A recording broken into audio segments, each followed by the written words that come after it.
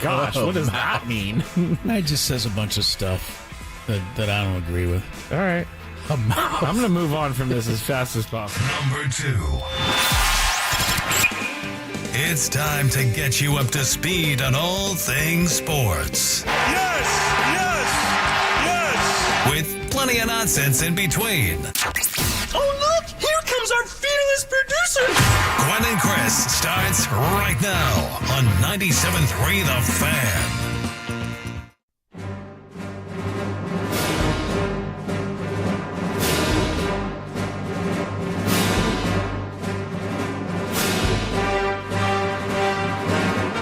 Well, that seems to be the mood this afternoon. 2:01 on the clock. Tony Gwynn Jr., Sam Levitt sitting in for Chris Zello, Matt Skraby. This is what was going on in my head as I begin to go through my Twitter feed this morning. No official word, but everybody seems to believe that the Padres are out of the Roki Sasaki sweepstakes. Yes, indeed. No, again, there is no official word. Everybody I've spoken to, you hear nothing out of the Padres organization. You haven't heard anything from Roki's side, but there are some folks out there reporting, including, and this is a name I'm sure people are doing background checks on right now. I did. I'm sure. Francis Romero. He tweeted out, per source, the San Diego Padres will make their first major official signing of the 2024 international class tomorrow. An officially signed Dominican left-hander Carlos Alvarez for around $1 million. And everybody's like, well, man, once they saw that piece, it became even like more concrete. Because Francis' first tweet of the day was hearing from multiple sources that the Padres are out on Roki Sasaki. I find your lack of faith disturbing. Sam Levitt, who joins us here, thank you for being a guest today, man. I know you woke up to something similar this morning. What's your thoughts on this? I did, and I wonder alongside you, on a beautiful day in a beautiful city, how could things be so doom and gloom when you get on your Twitter feed, you get on your Instagram this morning? Look, couple of thoughts on it off the bat.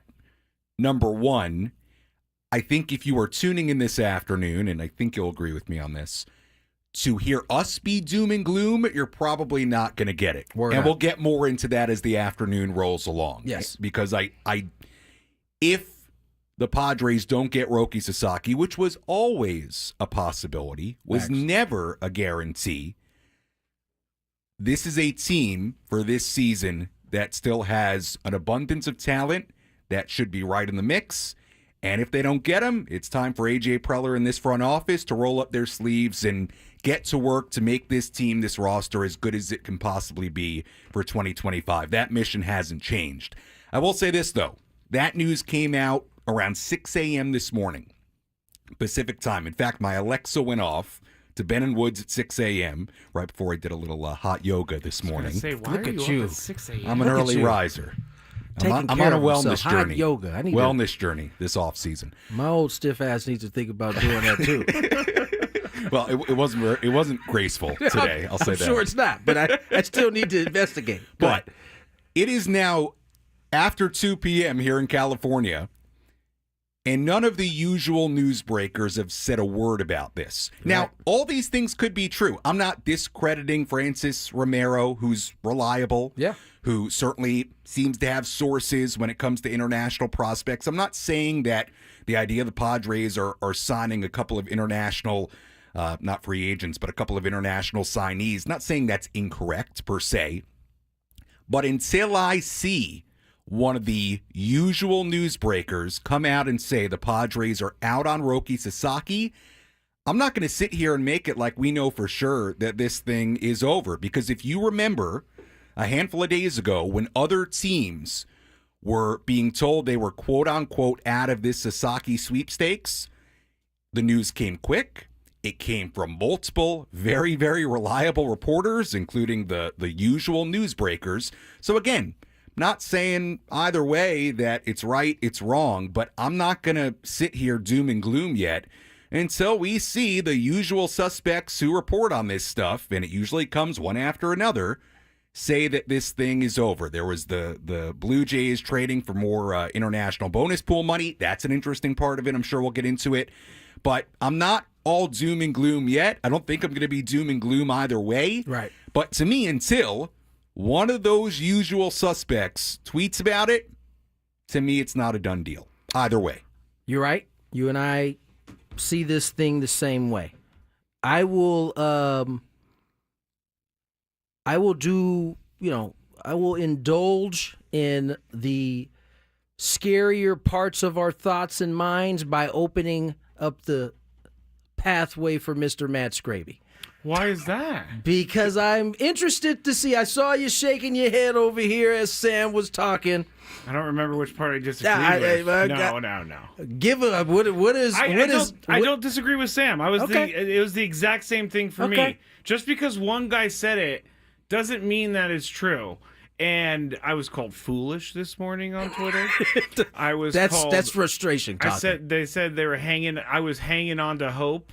I was also. You should. Exactly. You should. Sam's right. If they're, I'm sorry to Francis Romero. You know, people are. I found out he's a legit reporter for sure, but I don't think he's getting the Roki Sasaki scoop. Some random guy who's not even with like a big organization or newspaper or anything that really reports. This is not coming from him. Time will eventually What about tell. you, Tony? Have you called around? Have you talked to anyone? I haven't called around. Have you driven down there? I certainly haven't driven down there. I will say I've heard multiple things. I've heard that if it is true, it's weird that there's been no confirmation that the Padres are out of it. You know, as you said, when the Giants, the Mets, the Yankees, when they were all told, that news was almost simultaneously. I find it odd that we have not heard that yet. Now, maybe listen, odd's not the right word. I think odd is the right word, but odd does not mean incorrect. You know what I'm saying? At the end of the day, it could very well end up being that the Padres are out of it. I've also heard on from source outside of the organization that it's about 90% that this is actually accurate. So we'll see. What? We'll see. Did you say 90% that the reports that he's not a Padre or is out on the Padres is accurate? Yeah. Ooh. But that would make sense to me. All that together. If you've heard that, if Francis Romero... By the way, go ahead. Yeah, if Francis Romero and I think it was Will Salmon of the Athletic were reporting that the Padres were going ahead to sign a couple of players that they had handshake deals with in the current international free agent class, to me that may make sense where all this is true, where they may be going ahead or indicated to those signees that they're going to go ahead and sign them. But maybe they have not got final confirmation that they're actually out of the Sasaki sweepstakes, and maybe they're preparing for the alternative. Again, until one of the usual suspects, usual reporters that breaks this stuff writes it, I just find it interesting, odd, a little conspicuous that we haven't heard that yet. And I would figure when they were actually out, you would hear that. I will say this. We heard... when the three names were mentioned of the finalists, one of the things we heard immediately that the Blue Jays were out. Yeah, like they didn't have much of a shot. It was laughable. It was So now today, and you kind of hit on it briefly, the Blue Jays are getting $2 million in bonus pool money per two industry sources. Deal does not mean Roki Sasaki has made up his mind or given them indication that he's made a decision. But we also heard last night that the Padres and the Dodgers and the Blue Jays were among teams searching for extra bonus money. Now, we've heard no deal for the Dodgers. We've heard no deal for the Padres. The Blue Jays have added two more meals, 2 M's, as they like to say. If you read Francis Romero's tweet carefully, it never says anything about like knowing that they're actually out. He is trying to put together that sources are saying they're going to use international money on these two guys, and so he's surmising that the Padres are out. He's not. He says he's specifically hearing from multiple sources that the Padres are out on Roki Sasaki. But he doesn't give us proof.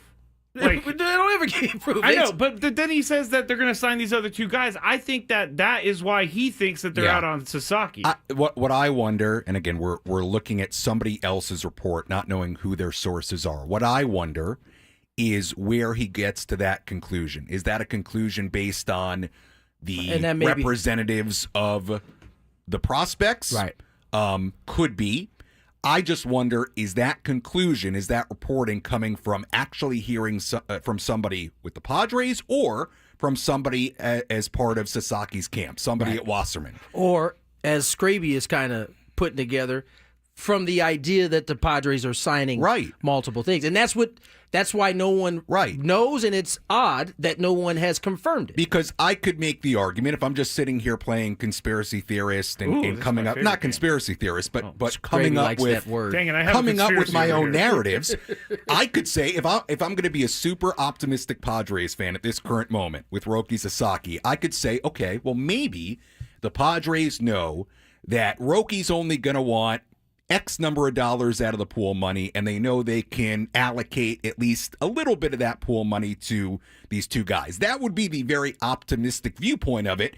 Now, you contradict that with the idea that the Blue Jays are trading for $2 million in bonus pool money.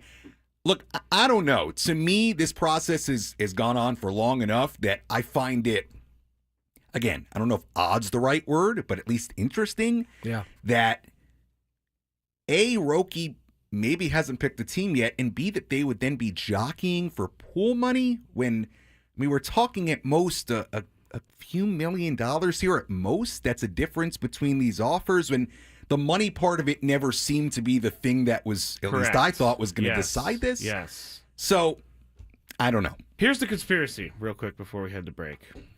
I'm not saying You've that already taken us into the danger zone. All right, conspiracy on the other side. Conspiracy on the other side. All right, conspiracy of what's happening with the Padres on the other side. Plus, maybe we paint a picture of what it could be if indeed this news is correct when we return. More Gwynn and Chris on the other side.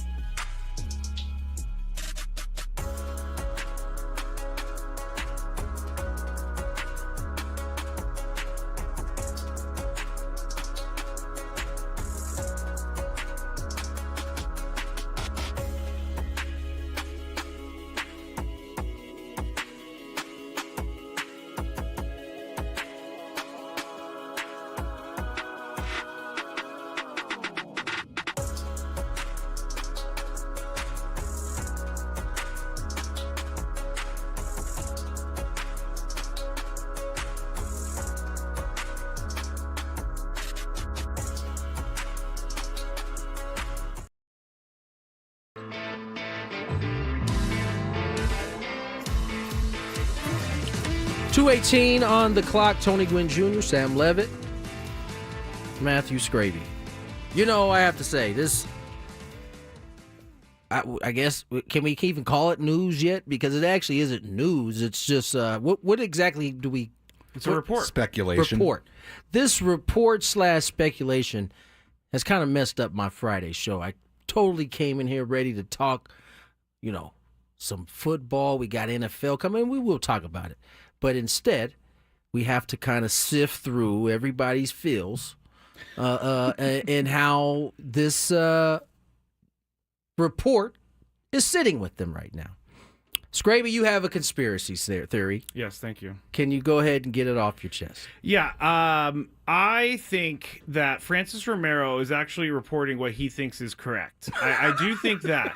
But he is also using Roki Sasaki to further his platform. Oh, this is the conspiracy because part. you know what? I logged on to Bleacher Report this morning at 6:30. Yes, you did. And the first thing I saw on their page was Padres out on Sasaki. And I'm not going to lie, my stomach dropped a little bit because I'm like, really? It's going to be like this? Go click on it. And I'm reading the thing, and I'm like, where does it say he's out on Sasaki? So Francis Romero is the center of the Roki Sasaki talking points. And I'm not saying he did this intentionally. Talking points. I'm not saying he did this intentionally, but I am saying this is working out for him real well because he didn't make an actual prediction. He just said he's hearing that they're out. So I think this is more about clout than it is about knowledge. Sam? I don't think it's about clout. I think he is likely hearing that the Padres are not going to get Roki Sasaki based on the people he's spoken to. Now, that very well maybe could be on the international prospect side, which would sort of then make sense as to why none of the usual newsbreakers, the Passons, the Rosenthals, the Heymans, have reported it, because maybe that, and again, we're speculating. And I don't want to. We can do. I don't want to, sully the report from Francis Romero, because I'm sure he's reporting what he believes he's been told. But that would make sense to me why you haven't heard it from anybody else, because maybe the Padres and Roki Sasaki's representatives haven't said that to anybody, and it could be a little bit of conjecture, at least based on the people he's spoken to. But look, I mean, and there's certainly a very good chance, like we were talking about in the opening segment, that it is true, and the Padres don't get him. Well, then, hey, Francis Romero is going to be the guy who said it first, and good for him, and he'll have done a good job. So yeah, but you're right. Hey, Padres end up getting Sasaki somehow. After all this, it won't look great for Mr. Romero. It won't. But remember that guy who reported that Ohtani was on, not John Morosi, but there was another guy at the center of Ohtani going to Toronto. I can't remember the reporter's name, but he came out with an apology after. I mean, these things... I think it was Morosi. It was Morosi. No, but there was another guy. There was a local beat guy. There was something that he had to apologize for. I got to go back and look for it. But... people do forget. I mean, it might be the joke for some people that you got this one report wrong, and every time they post something, they're going to make a joke about it. But I don't think it's the end of Francis Romero, and I don't think. And I also want to say I'm not trying to sully his name. I don't think that. I mean, people definitely make mistakes. Some of our best have made mistakes before, and listen, that happens. You are bound to make one doing this job, especially if you're on the front line of being the first to drop a report. Every time you do that, you are stepping out at the risk that it might not be right. Over time, if you're lucky enough, you build up these sources, you gain a trust.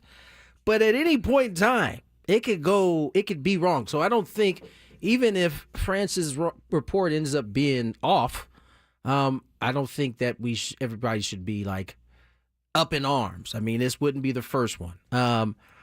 Let's, for a second, entertain that his report is true and the Padres don't get Roki. Now, I've said on this show that, at this point it's being built up to be a signing, a must-have signing for the Padres. And in a lot of ways for the 2025 season, I can understand why people are feeling that way. Joe Musgrove being injured for the whole 2025 season is a big part of the reason why everybody feels like that. Yeah. And it's fair, right? Because right now you have healthy arms of Yu Darvish, Dylan Cease, and Michael King, and then fill in the blank with, any said Padres starter that they had last year that came up and was productive at times. But if it is true, now A.J. Preller turns to plan B, C, D, and so on. And so one thing I've learned being in this organization, being around this organization, is that A.J. always has a plan B, C, D, E, and F. Whether you like that plan or not is a different question, but he's always prepared. And so I have to believe if this is the case, Sam, how do you think they pivot from this? Yeah. Well, look, I think the Joe injury, if we really want to roll it back, plays a big role in why Sasaki feels so important, why the stakes feel so high. I talked about this on Wednesday night. The stakes feeling really high with this whole thing. And a big part of that, too, is the fact that if Roki is what people think he's going to be, then yes, it's a young ace-type pitcher, which every team would want. The Dodgers would want, even with all their riches and the guys they have up there. Look, to me, whether they got him or they didn't get him, could it impact their strategy moving forward? Sure. Could they feel more inclined to trade a Dylan Cease and free up money and use that to then reallocate to different parts of the roster? Maybe they would actually argue we want to keep Dylan Cease. I don't know how they feel about that. But when you look at their other needs, left field, another catcher, let's say, even after they sign Martin Maldonado, more starting pitching, all the things we've talked about for months now. I don't know how much impacts Roki for this season, having Roki or not having him, really had on everything else. Because to me, look, AJ was going to have to do a really similar job to what he did last year and get creative, right? I mean, again, the doom and gloom nature of, I think, what we were both reading earlier today, I just... Yes, will it absolutely be a gut punch not to get Sasaki because of who he could be? And yeah, could be a potentially franchise-altering type player if he's the guy people think he can be. But when you look at this roster, you have Manny Machado at third base, you have Jackson Merrill in center field, Fernando in right field, Luis Arraez, Xander Bogaerts, a threesome at the top of the rotation of King and Cease and Darvish, and a really good bullpen. You can't sit here and tell me that now all of a sudden 2025 is some sort of punt, even if we don't know what the full picture looks like, and we all agree there are things that need to be addressed. I mean, since you're talking about punting, I think it's only fair that you pull up that yes, tweet I want to read it because this was something, and this is beyond doom and gloom. But this was this kind of stuff I was reading earlier today that I was like, Am I the crazy one? No, I get Sam, it. I get it. Big picture, when you look at King and Cease being on the last year of deals, getting a guy like Sasaki, I get it. Yeah. I get it. You want him, and it's important. But let's just talk about this year. This was the tweet. I'm not going to read the handle because I don't want to. But here was the tweet. Good call. And this was to a tweet I made earlier today that essentially was, hey, none of the usual newsbreakers have tweeted about this. Why don't we keep a little bit of faith, right? The tweet was, quote, I mean, given that the only other option to, quote unquote, keeping the faith is giving up on the 2025 season and potentially the franchise as a whole, what choice do we have? So, yeah, I'll keep the faith until the passing bomb. What do I have to lose? It was doom and gloom when he said, give up on the 2025 season. It became life-threatening when he said, give up on the organization as a whole moving forward. Look, I think it's a great question, Tony, and I don't know the answer of how they're going to pivot. This is, look, not that it wasn't already, but like without Sasaki, if that ends up being true, yeah, it's going to now be okay. What is this offseason going to be? Is it going to be an offseason of not really much at all? I fail to believe that, knowing AJ. And knowing how they've operated, I don't love the alternatives of having to trade a Suarez or Cease or a Arraez to free up money. It doesn't really excite me either. So if there are financial limitations, I don't quite know what that plan is. But I'm with you that there must be a plan of some sort. Here's the thing. Whether there's financial constraints or not, There's still a plan B, C, D. Yeah, It I just would looks. imagine. It just looks different. Whether Right. depending on Might not be a plan you love. Exactly. Right. Exactly. And so, I think the Padres were in a very similar spot last year. I will say that very similar. Yeah. They had to trade their best piece. They got pieces in return. At the time, I know we're speaking on Michael King like we know, like we have watched him pitch for a whole season now. Right. But when he came, it was question marks. Absolutely. It was question marks. Certainly. Matter of fact, there was more than question marks when it came to Kyle Higashioka. He was nobody was expecting. Could not have predicted him. Nobody to be that. was No. expecting any of that. And the Padres got better. Then the season started. That's really when their offseason started. If we're basing it off of moves, right? Yeah. They make the trade for Luis early. Profar in spring training. They bring Profar in spring training. They add, and so I say all that to say that the offseason right now, if indeed the Roki news is indeed true, feels like a wash for the Padres in terms of getting washed. The Dodgers have picked up some pretty substantial pieces, and that's no different than it was last year when they signed Ohtani and they signed Yamamoto, the two best free agents on the board. And the Padres, again, were one game away from eliminating them. And so this is the type of sport where you see it often. Teams go out, they spend a boatload of money, and it doesn't equate to wins, the type of wins that you're looking for. Yeah. That being said, I understand today, if indeed Roki is off the board, why fans feel the way they have. Given the news that has kind of percolated over the offseason, the lawsuit that has come on in the last month, and now the one piece that everybody seemed to be hanging on to, like this is our hope, this morning felt like it had withered away. I also think big picture, to me, if they don't get him, big picture, it hurts more than for this year in particular. Big picture, getting a guy like that at a really low cost, a guy you could have for at least 6-7 years, yes, you want him. And after all the scouting the Padres have done, we know they've been on him forever. Yes, it hurts big picture.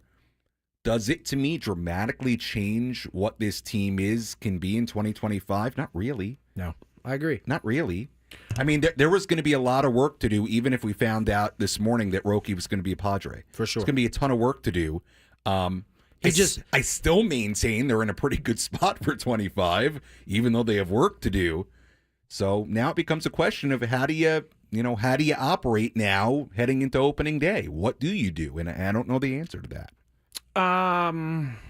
I'll do it. Okay, I was gonna do something, and then I decided not to, but now I'm deciding to do it. I'm gonna further the conspiracy. I love how theory. we're having this beautiful, flowing conversation back and forth. Yes, Matt Skraby. I was going to do something that I wasn't Well, going you to do. guys kind of forgot about me over here. No, so we didn't I was forget. like, We were no, just I'm having a kidding. good I'm kidding. conversation. I'm furthering the conspiracy theory because remember yesterday we had that newspaper report saying that he was going to announce it yesterday. Well, it's past the date of announcing in Japan, so Francis Romero also saw this report and was like, "Hey, I got to do something to get my This Twitter is followers conspiracy up." thought. Yes, this is an addendum to the conspiracy thought from earlier. But that report was wrong too. So the newspaper First of all- article saying he was going to announce it yesterday didn't happen. Yeah, well, Wasn't that report in Japanese? it was. It was, but I was just Did getting. you even read it? I was We just translated getting, it. I was just getting ready to ask him that. Then I remembered he did have it translated. I did So, have it translated. Yeah. So listen. I think it's not all doom and gloom. It really isn't. I mean, as really Sam put perfectly, it really is beyond the 2025 that To me, it would make sense because listen, Yamamoto was the biggest piece off the board last year, pitching piece off the board. I mean, that's with Blake Snell out there, who we saw go out and have another phenomenal year. And Yamamoto was not a factor until late. Yeah. I'm talking like last couple games of the season late. Yeah. And so it's just not a guaranteed thing. I mean, obviously, the Padres want this guy. He's 23, controlled for a substantial amount of time.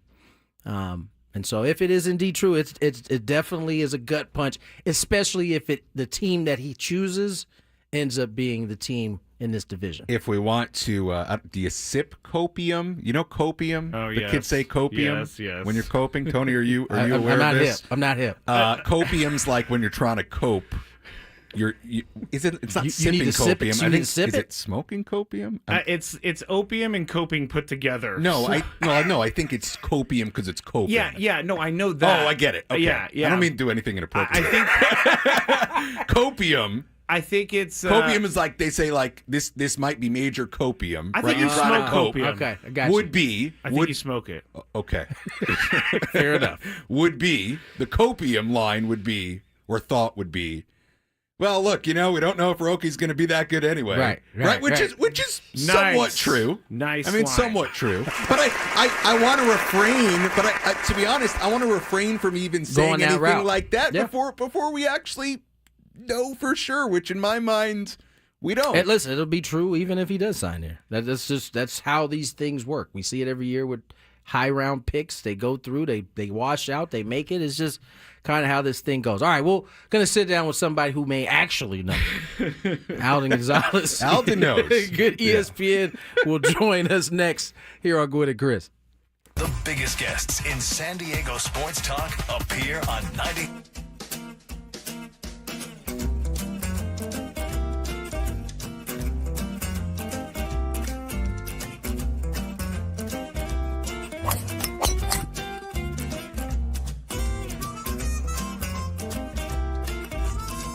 You have these things. It even tells you, hey, there's a canyon over here. Don't hit it here. Skraby from about 45 feet. His caddy tells him to play it a little to the right. He's been playing well so far today. Fourth hole. Nice smooth delivery. Hit it too hard.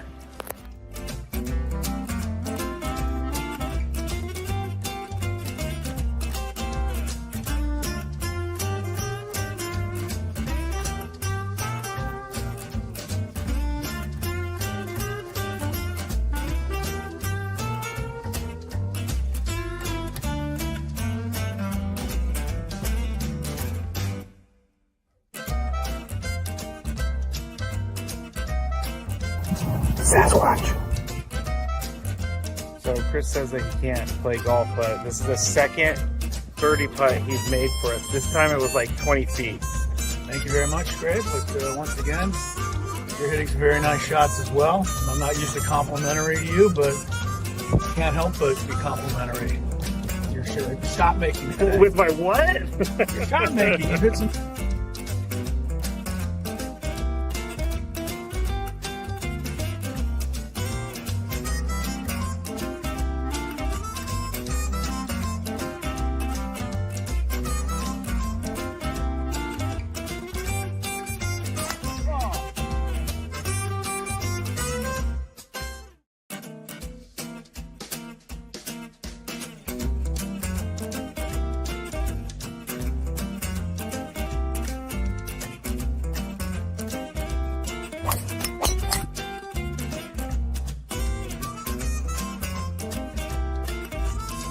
You have these things. It even tells you, hey, there's a canyon over here. Don't hit it here. Skraby from about 45 feet. His caddy tells him to play it a little to the right. He's been playing well so far today. Fourth hole. Nice smooth delivery. Hit it too hard.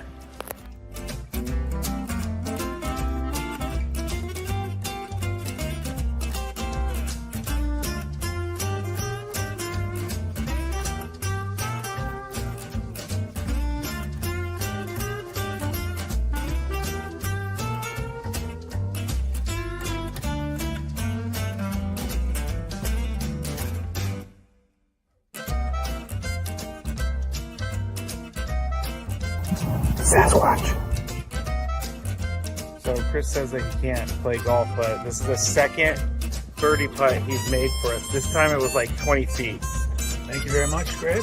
But once again, you're hitting some very nice shots as well. I'm not used to complimentary to you, but can't help but be complimentary.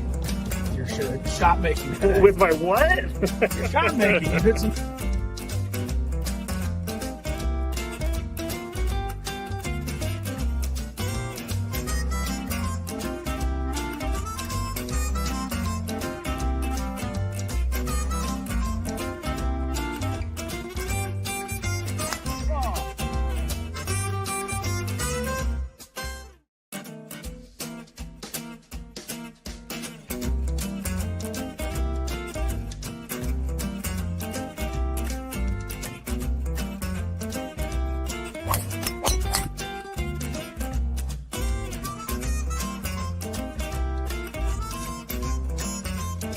Has these things.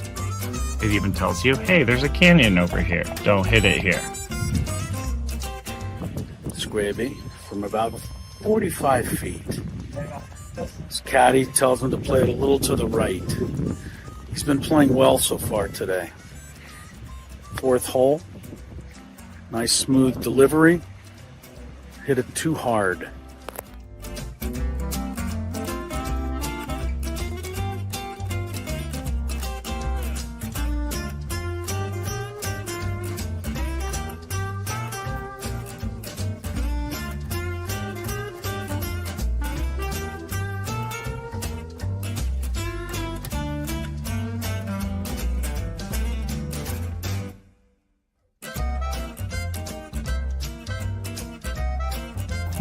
Sasquatch. So Chris says that he can't play golf, but this is the second birdie putt he's made for us. This time it was like 20 feet. Thank you very much, Greg. But once again, you're hitting some very nice shots as well. I'm not usually complimentary to you, but can't help but be complimentary. Your shot making today. With my what? Your shot making. You hit some. Hollywood Jr., Sam Levitt, Matthew Scrape, trying to piece this Roki Sasaki news, I shouldn't say news, report, alleged news, trying to put it all in perspective. And I reached out to my buddy, Alden Gonzalez, who is usually in the know in these type of things, and he decided he would join us to entertain our craziness we have going out here. Alden Gonzalez, ESPN. Alden, how are you, my friend? I'm doing good, Tony. How you doing, man? We're trying to keep it together out here, man. Oh boy. Exactly. The report kind of, or the news kind of broke that the Padres were out. Now, when this happened, what was it, about a week ago? The news came fast. Giants, Mets, Yankees, some of the bigger names out, and they all confirmed. There seems to be some gray area here, Alden. What are you hearing on your end? Well, I could break it down to two buckets here. One, I have not been told definitively, at least definitive enough to go with, that the Padres are out. But two, the perception from a lot of people in the industry, whether it's rival GMs, whether it's trainers in the Dominican Republic, whether it's agents, is that the Padres indeed are out on Roki Sasaki. The reason why I say trainers in the Dominican Republic, not to get too in the weeds on this, but because Roki Sasaki is an international amateur, any team that signs him basically has to wait on finalizing agreements with all the Dominican teenagers that they basically had pre-deals with 2 or 3 years ago. A lot of kids have been in a holding pattern out there. And there are a lot of people in the industry that saw the Padres now suddenly signing these players as a potential sign that they are out on Roki Sasaki. But I want to be very careful here. Having said that, it's still a slight leap to make. Although a lot of people perceive him to be out, I don't know that for sure. Alden, as this situation has unfolded especially the last couple of weeks, maybe even the last few days, how did you view the Padres in this pursuit for Sasaki as it reportedly got narrowed down to the Blue Jays, Dodgers, and Padres? What was your perspective on the Padres and their ability to get him? Yeah, Sam, I thought they had just as good a chance as anybody. And there were times where I thought maybe they'd be the favorites, and I sort of vacillated between them and the Dodgers. To be frank, I was very surprised about the Blue Jays' inclusion in this. clearly they feel like they're in a good position because they just traded for an extra $2 million in international signing pool space. But the more this process unfolded, the more I learned that Yu Darvish is a legitimate mentor to Roki Sasaki. Roki Sasaki basically, and this is just a small part of it, but he learned the slider grip from Yu Darvish. He considers him one of his role models. That was a very real component. But I will say this, and not to say anything for or against the Padres in this situation. The other thing that I heard a lot about Roki as this process unfolded was the most important thing to him was to get better. He realizes that he is not a finished product yet. He is, for as talented as he is, and for as long as he's lived with people telling him how great he is, I learned that he's very self-aware, and he knows where he's lacking. He knows what he's good at, what he's not good at, and I felt all along that the team that got him was going to be the team that best sold him on how they can make him better. I don't know what the Padres pitch was, or the Blue Jays, or the Dodgers. But I think if you were going, and it's never one thing that makes a decision, right. But that is the biggest factor from my understanding. Alden, do you find it odd at all that these videos circulated with him seemingly in workout gear?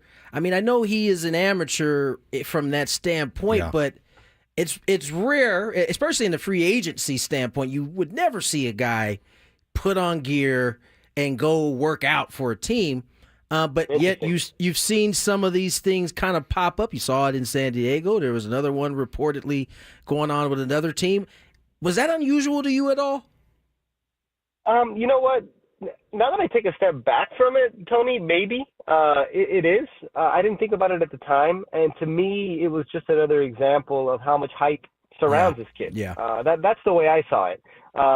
And very similar to the Shohei Ohtani situation from last offseason, his free agency, there's a lot of intrigue and not a lot of information.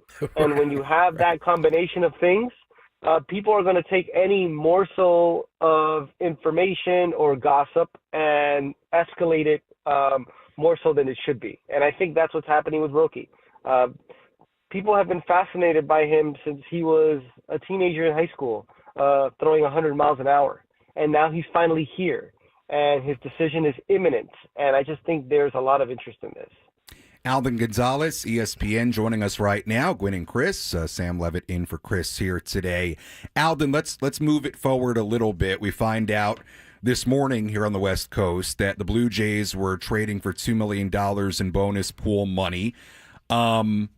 What did you make of that? I mean, this appeared to be a decision for Sasaki that couldn't have been based on money at least too much. We're talking about maybe a difference of a couple $1 million, something like that, when you talk about the offers that teams can make. What do you make of the Blue Jays getting more international bonus pool money and how that relates to their pursuit of Sasaki right now? Well, clearly they feel good about their chances. I don't think it meant directly that they know for sure that they're getting him. And I was actually very curious going into this process about just the order of things, how this would work out. This is a very rare situation where a player who is this coveted is in the same market as 16-year-old Dominican and Venezuelan teenagers who are very uncertain at this point because they're so young. Right. And so I wondered when it got down to the end and you started seeing teams trade for additional international signing bonus money, would it be a situation where teams feel like they're among the finalists, and so in order to give themselves the best opportunity, they're going to do it at the risk of making these trades and not getting him? Or would it be a situation where a team was told specifically, you are the favorite, but in order to finalize this thing, you need to maximize your bonus pool? I think it's more so the former. From what I've heard, both the Blue Jays and the Dodgers are still trying to make these trades. They still both feel like they're very much in it. Teams can only trade for up to 60% of their bonus pool. So for the Blue Jays, I think the most they could do is like $10 million, and the Dodgers are going to be $1 million short of that. Right now, the Blue Jays have like $3.5 million more than the Dodgers do, but the Dodgers can go out and get more. But the thing is, one of these teams is not going to get them. And one of these teams is going to end up making these trades and having all this international signing money and not certain where they're going to allocate it, because by this point, a lot of the best Dominican prospects are already off the table. Yeah, it is a wild, wild situation in terms of this international money. Alden, let's move it forward a little bit further, and let's assume this news is accurate and that the Padres are out on Roki. How do they pivot? I mean, they obviously, even if Roki signed, we were just talking about it, even if Roki signed, there are still holes that this ball club has to fill. Do you think this club is more likely now to explore a Dylan Cease trade, explore a Luis Horizon trade to try to fill in the open gaps that they have, if indeed they don't get Roki? I think so. Yeah. I think so, Tony. And I'd be fascinated to see how AJ Preller handles this. And you and I talked a lot about just the creativity of an AJ Preller and how much he kind of thrives on that. The Padres are a team right now, as you mentioned, with a lot of holes, with seemingly not a lot of spending power right now. And so the best avenue, I think, for AJ Preller is on the trade front, whether that is a Dylan Cease or a Luis Arias or a Roberto Suarez or a Jake Cronenworth, somebody like that. But they have needs in their rotation. They have needs in the outfield. Jurickson Profar, I mean, everybody has felt for a long time that it's inevitable that Jurickson Profar returns to San Diego, but the longer this process drags out, I feel the less likely that becomes. And I think this is more prediction than it is something that I know that I know for sure. I think AJ Preller is going to end up making at least one high-profile trade this offseason because, look, you have to build off the momentum of last season. And the Padres are not as good a team right now as they were last year, especially with Joe Musgrove being out for this entire season, especially if they don't get Roki Sasaki. They need to make themselves better. The Diamondbacks got better. The Giants got better. The Dodgers continue to get whoever they want, it seems. The Padres need to answer. And I think the more stunning thing to me is that they haven't done anything yet. And I think they will. Obviously, last offseason, they made all their moves late. This is probably what's going to happen again this offseason. But there is going to be an answer here from AJ Preller. He is the worst general manager to predict. It's never point A to point B from him. No. So I have no idea what it's going to look like. It's probably going to be some galaxy brain thing that I never even could conjure, but he's going to answer. There's no doubt about it. I agree with you, Alden. I fail to believe, really either way, whether the Padres got Roki or not, that AJ wasn't going to do something very significant when it all was said and done. I mean, he just always does. That would be against everything that AJ has always been. Let's talk a little bit more about Jurickson Profar because, you know, I think at least I'll speak for myself. I've kind of figured based on the reported financial limitations the Padres have that might be hard to find a reunion based on the type of deal that Jurickson would get this offseason. But to your point, Alden, this goes on longer and longer. He's still not signed. There haven't been a ton of rumors around Jurickson Profar. Players get itchy when you look on Instagram, he's working out with Fernando Tatis Jr., and I'm thinking to myself, you know what? I mean, Pro loves San Diego. San Diego loves Pro. Maybe there's a reunion here possible. What are you hearing on Jurickson Profar in general? Because, I mean, this is a player coming off an absolute career year. Well, the reporting earlier this offseason, and this came from my colleague Jeff Passan, was that he wanted 3 years. Yeah. And 3 years at probably a really good rate because he's coming off a career year. And if you're Jurickson Profar, look, I mean, I get it. He's going to be 32 years old this year, I think next month. He's coming off his best offensive season. And this is his time to really cash in. And in his mind, he did everything he needed to do. And this is what is very difficult for a lot of players that get to this level of their careers. They feel like they've done everything they can. And I've had a lot of conversations with Teoscar Hernandez about this, coming off his experience last offseason. And then you look up and the teams are not there. The interest is not there. And I think that's why he's waiting around, obviously. Nobody has met that asking price. And, yeah, I think you're absolutely right, Sam. At some point, like, players get itchy. They want to report. They want to get with the team. They want certainty. And they have to accept these deals. But also, if you're Jurickson Profar, you can wait because I don't think the outfield market has resolved itself yet. Anthony Santander is obviously the big fish still out there. And there are a lot of teams that have outfield needs still. And Jurickson Profar is somebody who, although he hasn't been as adept offensively historically as he was last year, somebody who's shown versatility, somebody who's shown to be a good clubhouse guy, somebody who's shown to be a winning player. Yeah. So I think it's wise for him to wait this out, especially after Santander picks his team. And look, there's a lot of teams there that still have needs in the outfield. You look at Detroit, you look at the Angels, you look at probably the Mets still, the Blue Jays certainly, the Padres are one of them. That's just the first ones off the top of my head. There's probably like 5 or 6 more of them. So I think it's in his best interest at this point to wait, and I'm not surprised that he's doing that. Yeah, no doubt. It's best interest to wait. Santander is still out there. When he comes off the board, you would think his market starts to pick up a little bit, but we'll wait and see, just like we'll wait and see on the Roki news, the official Roki news. Alden, as always, man, appreciate you coming on, spending some time with us, brother. Thank you, Alden. Yeah, no problem, guys. Take care. Alden Gonzalez, ESPN, just kind of giving us his opinion on it. And listen, I think, I'll tell him this later on at some point. I think he's overstating a little bit of how he has to answer right now. Certainly, the roster's incomplete, so he has to put a roster together. Yeah. What that looks like, I think, remains to be seen. Yeah, and we could talk more about this later in the show. Look, I think he will answer. I mean, I think AJ's going to do something. I really believe that. For sure. The thing I've really started to wonder when we talk about these trades, even though there are needs, is even if you make a trade and it means you can go fill some more spots, like almost, do a 2-for-1, right? You can fill 2 needs, but trade somebody. So do you want to trade Dylan Cease? Is that worth that to get, kind of a mid-level guy in your lineup? I don't know. Yeah. You might be right. Could you roll with this group and try to plug in until the deadline? I think if the option is, at least if it was left up to me, if the option was go as is or trade Dylan Cease and try to plug with maybe a little bit less, I run it back with this group personally. I agree with you. You gotta fill out the roster, but give me Tirso and Ellis in left field for a few months. Might not be a bad See if idea. he can play. We'll switch gears in the 3 o'clock hour. Little Daily Gambit coming up next. More Gwynn and Chris.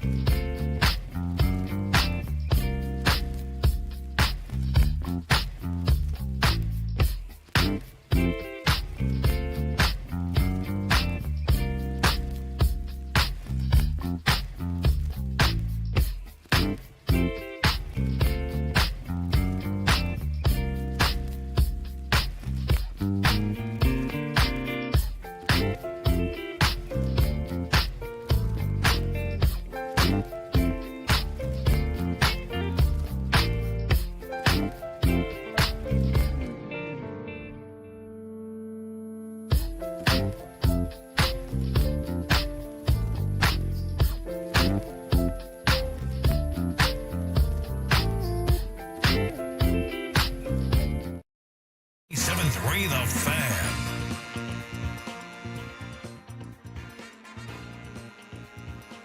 Welcome in, ladies and gentlemen. Sorry, I was stuck looking at my bets that I've been getting my butt kicked all week on. Nonetheless, 3:01 on the clock. Tony Gwynn Jr., Sam Levitt, Matthew, the lonely guy, Skraby. Oh, my goodness.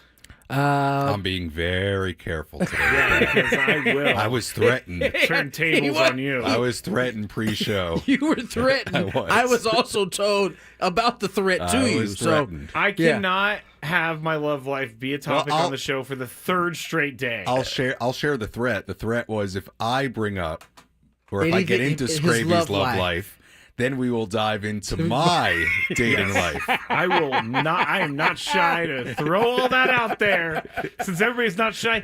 Like, I didn't even know that Craig and Annie played some of me talking about my love life on their show. I didn't. Yes. I realized they it was talked a hit about too. it. I did not know it was like they went back and got the audio. I'm just saying, Scrape, if it's good for the show, it's good for I love business. how people say that. If it's good for the show, it's good for business. When you're not the one who's being put under a microscope. Well, listen, my life isn't as fascinating as yours. Your life is plenty fascinating. I mean, but everybody knows a lot about mine. We don't know anything about yours. You got a helicopter, a syrup tree. I will say, I wish I had a helicopter. I can understand where that can be frustrating when you have either married individuals or people that are in relationships who take enjoyment and entertainment out of your love life, your dating life. Like for people that never use the dating apps, I know a lot of people that never use the dating apps get a real kick out of going on your phone, using the apps, doing the swiping. They think it's hilarious. Try doing that. Try doing that for 6 years. I get it. I just want to speak for the folks that never had to date on the app. It's a wild idea to begin with. It is. It really is. But sorry. it's not like coming from an era where you had to be out, you had to have as the young kids say today, some riz. Yes. right? You had to have some of that in order to get a girl to maybe go on a date with you. Now you can literally take your finger and go left or right. The date is on. That's not that easy. simple. But I mean, the idea of that is wild. Here's my experience on dating apps. You match with maybe 1 out of 1,000, and Sam's more strapping than I am, so he probably gets more matches. Quite but this picky is mine. there, buddy. That seems picky. No, he's sending likes. He's not getting likes back. Exactly. But here's the conversation. Oh, hey, how's it going? How's your day going? Oh, it's great. And then you ask him a question like, "What do you do for work?" Please don't tell me that's what. No, I'm just going with it. You don't want to say "How's it going?" No, they have do a little better how's than it that. going? No, they have prompts. They have prompts that will start you use the prompts? I Do do, you have like, to use the prompts? You don't have to. Well, but they sometimes choose the prompts, and so it's like something that will help you get into a conversation. with it them. doesn't have to be a prompt to start the conversation. What I think most people try to do is take something from Their the profile, yeah. and Throw it in there. Yeah. Okay. I mean, start a conversation with that. I think if you say, "Hey, what's up?" that's a losing strategy. That's not what I said, okay? That's not what I said. But anyway, Tony, so you finally get some conversation going on with the text messages. Then you try and meet up, and then it takes like a couple weeks, and so you're just texting. You go out, you meet up. Maybe it's not the greatest thing in the world. And then you're like, "Hey, you want to go out a second time?" They go, "Yeah." And then you text them to go out a second time, and you never hear from them again. This is fascinating. Hold on. I have to ask somebody else. Okay. Aside from Skraby, who is in the era of the dating app, that has had some experience on it. What is your experience? Like, I'm not asking for specifics. I'm just asking in general. How does it go for you? Does it go? Does it sound like that? And by that, I'm pointing at Skraby. Quite frankly, no. Okay. You get a Skraby, little bit. You got your iPad ready. You got your. I've had some. Notes on I've this. had some different eras of going through it over the course of many years now. I would say mine go a little bit better than that. I mean, you get into some conversations that fizzle out. You might get into some conversations that lead to an in-person meeting. You may have a date or two and then it fizzles out, or you get ghosted. But I do not have generally the negative experience that Skraby is describing. I personally don't feel like I've been ghosted very often. I'm thinking about 3 in the last year alone right now. Maybe earlier last year. The one thing that came to mind Ghosting is not nice. I'm not a proponent of ghosting. Nice. And you know what? I would Would not do ghosting that. be the equivalent of if it was like in real life? Like, just standing someone up at a bar, like Sure. not showing up. okay. Right. All right. Well, which in is this, way worse. In this case, though, you've had a couple. You can't get ghosted if you never got any initial. Well, I would say ghosting only applies if you meet the person in real life. Okay, so there's no true, ghosting if true. you've never met him. True. Okay. That is That's what I true. was getting Yeah, at. Okay. I mean, look, and I would also say, like, let's say there can be kind of a mutual ghost, but I wouldn't call that ghosting. I'd call that like fizzling out. Right. Like, let's say you go on a date and nobody texts. After. Right. It's not ghosting. It's fizzled. Yeah. Or let's say you go on your third date and you never hear from that person. To me, that's not ghosting. Let's say Skraby goes on a third date. Notice how I didn't use myself. Skraby goes on a third date and he texts the date and says, "Hey, had a great time tonight." That person never answers. I don't even know that I would say. If Skraby reaches out again to say, "Hey, you want to get dinner this Saturday night," and that person Crickets. never answers, to me that's ghosting. I see. Which I don't love. As a It doesn't take a lot of effort to just say, "Hey, not interested, didn't feel connection.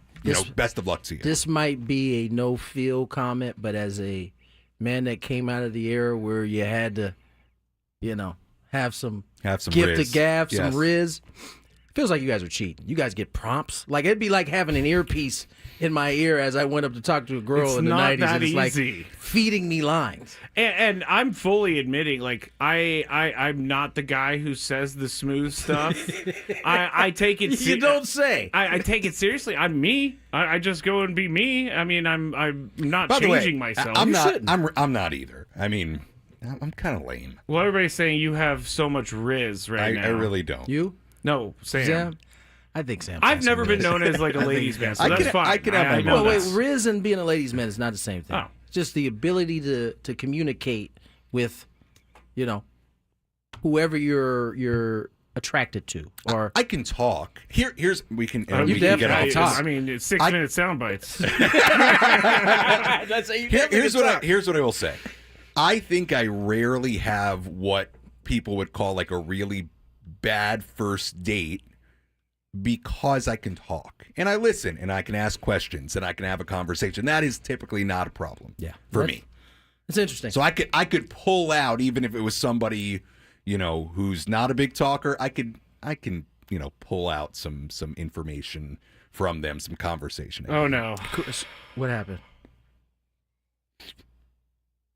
Is it happening? I think it's happening, guys. Oh, confirmed. Uh-oh. Well, is it a signing or is it a confirmed? On Roki Sasaki's Instagram, 927,000 followers. I'm assuming that's him. He posted a Dodger hat. Oh. How long will it take these shows? I was waiting for. I've been seeing this for like the past 10 minutes, but I was waiting for like Jeff past it. Here we go. This is him. Okay. This is Roki Sasaki's Instagram. Yes, Dodgers it is. hat. It has the blue check mark. It's the same Instagram that posted videos the other day. And yes, there is a LA Dodger cap. It appears to be in Dodger Stadium. Here is the thing that he wrote, and it's translated. I have signed a minor contract with the Los Angeles Dodgers. It was a very difficult decision, but I'll do my best to make it the right decision when I look back after my baseball career. I want to slip. This is where the translation gets weird. I want to slip the jersey, the Dodgers uniform. I'm trying to parse through this at the opening conference, thanking everyone who has supported me this far. So this is his account, Sam. Yeah, this definitely is his account. Yeah. It's definitely his account. I've seen his account before, and I'm 99% sure. Well, so Skraby, you. I can't wait. He's a sheep. Wait, he's a sheep. Wait, before you go there, there was a specific word that you wanted to call him if he ended up with the Dodgers that you expressed to Chris and I off air yesterday. Specific word. I say a lot of words. It's the same one you associate with. Oh, he's a liar. He is a liar. He's a total liar. I mean, I know that he's never said it, but his agent speaks for him. And when his agent says, hey, he wants to have a soft landing spot, he wants a smaller market, and he's not into all the media, but his agent speaks for him. I don't know that his agent actually said he wants a small market. You were there. I was there. I don't remember the exact wording that Joel Wolf used at that press conference. It was something along the line of, a smaller market may make sense for him. May make sense for him. Now, I think the word was used. There was a sentence he used. I think obviously now that this is official. Look, I think all conspiracies, all speculation, all finger pointing is probably fair, right? Like there were the rumblings and people who thought that this was a done deal a long time ago. I don't know that it was. Okay, I don't think it really matters. No, it doesn't matter. They've clearly gone through a process. Could have been something to the effect of he wanted to be a Dodger and it was about swaying him off that. Could have been something to that effect in Roki's mind. Look, I can't sit here shocked. We've been talking about it for, 3 an hour months. plus now. Yeah. No. Should I rant now or rant Not later? great. No, right now, we might as well go to the 17. It just broke. Okay, So go ahead. my rant is this. Where do I want to go? Only thing that could save Skraby from dating talk was Roki Sasaki. It really was. Thank you, Roki. Now it's on MLB Network. I will say this, and it's not just because we're in San Diego right now. This is bad for baseball, and people need to do something about this. I felt this way when the Yankees were signing everyone. When one team gets all of the players, there is not a level playing field, and this doesn't necessarily have to do with money or anything, but that's why this is quite frankly, no disrespect, different, a bad argument. Yeah, but because this has nothing to do with money. This has everything to do with if we're listening to Alden about he feeling like that organization is going to be the organization that helps him grow as a professional. I mean, look, I certainly understand if I'm Roki Sasaki why it's attractive to go join the Dodgers. Yeah, right? you want to be a front runner. Right. Well, look, no, I'm sorry. You want to be a front runner. I'm sorry, everybody in San Diego, but the bottom line is they just won a World Series. They've got an unbelievable roster. They've only added to it. They've got Ohtani, Yamamoto. I mean, yes, there are a myriad of reasons why going there made a ton of sense, just like there were a myriad of reasons that coming to San Diego made a ton of sense. Look, this stuff works in waves. You know, right now we are in a wave that is seeing the Dodgers accumulate a lot of talent. We also know that eventually there is fallout to all of the money that is being stacked. And listen, again, and I'll say this until I'm blue in the face. If they truly want to fix this, right? There's a collective bargaining agreement coming up in 2026. And listen, and to his credit, Rob Manfred has made a point to try. He's already in discussions, like from what I gather, with the Yankees, the Dodgers, teams that own their own networks, about centralizing that. And that alone would change the course of this, or change the playing field in terms of how this money goes. Remember, right? We explained it months ago. The Dodgers are signed that huge multi-billion-dollar deal with Sportsnet, right? Spectrum. Yeah. It was all deferred at the time. That deferral money is coming in starting this year.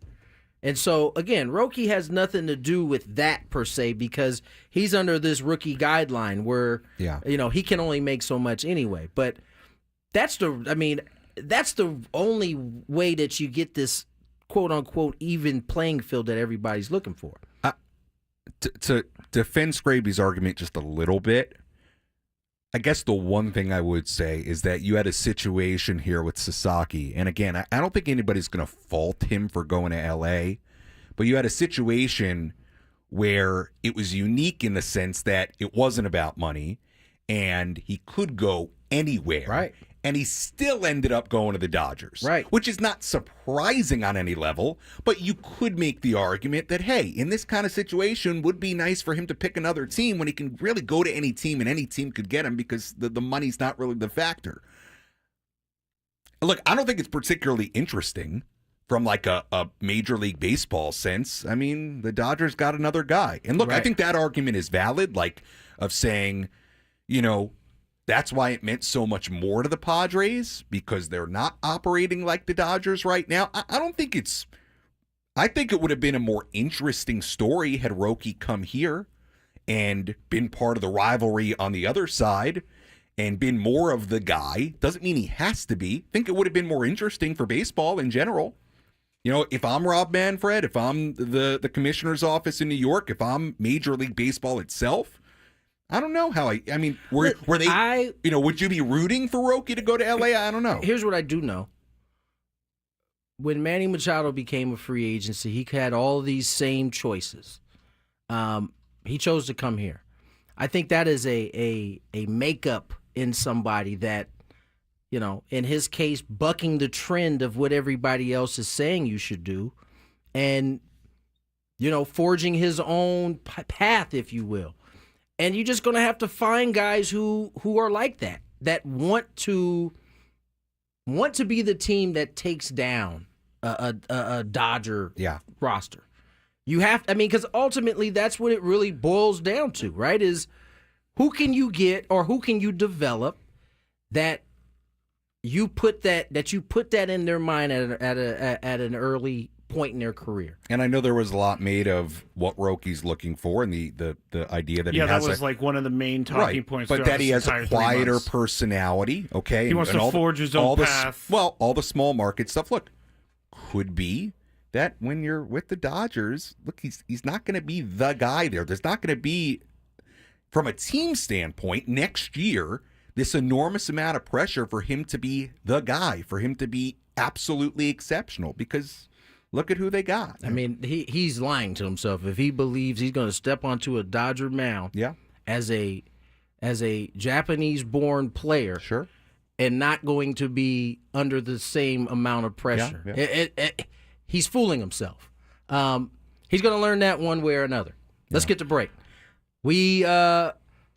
We probably end up talking about this Yeah, on we're the not other gonna side. we're not gonna go to the Five- Daily Gambit after this. 5 straight. Doom and gloom. I mean, it has this, arrived. you know, people are saying that we're sugarcoating it. Hold on, I am not sugarcoating it. I am actually angry enough that this is. What are we? Wait, real quick. What are we sugarcoating? The fact that he chose the Dodgers over another team. Like, what's the sugarcoat? That the sugarcoat is that maybe they had a better plan for him. Maybe he's going to develop better there. I can't believe any of that. What is it that you are? Well, I what need is to have it, someone What tell is me. it? The what is it? Because they said we were sugarcoating it. What is it? The chat is saying that we're sugarcoating that. It all in all, it was the money that. Like, what is it that we're sugarcoating? We'll find out. Tell me in the break, everybody on the chat, and we'll find out. We'll come back. We'll continue this discussion. Roki Sasaki, a Dodger. From the 8-5.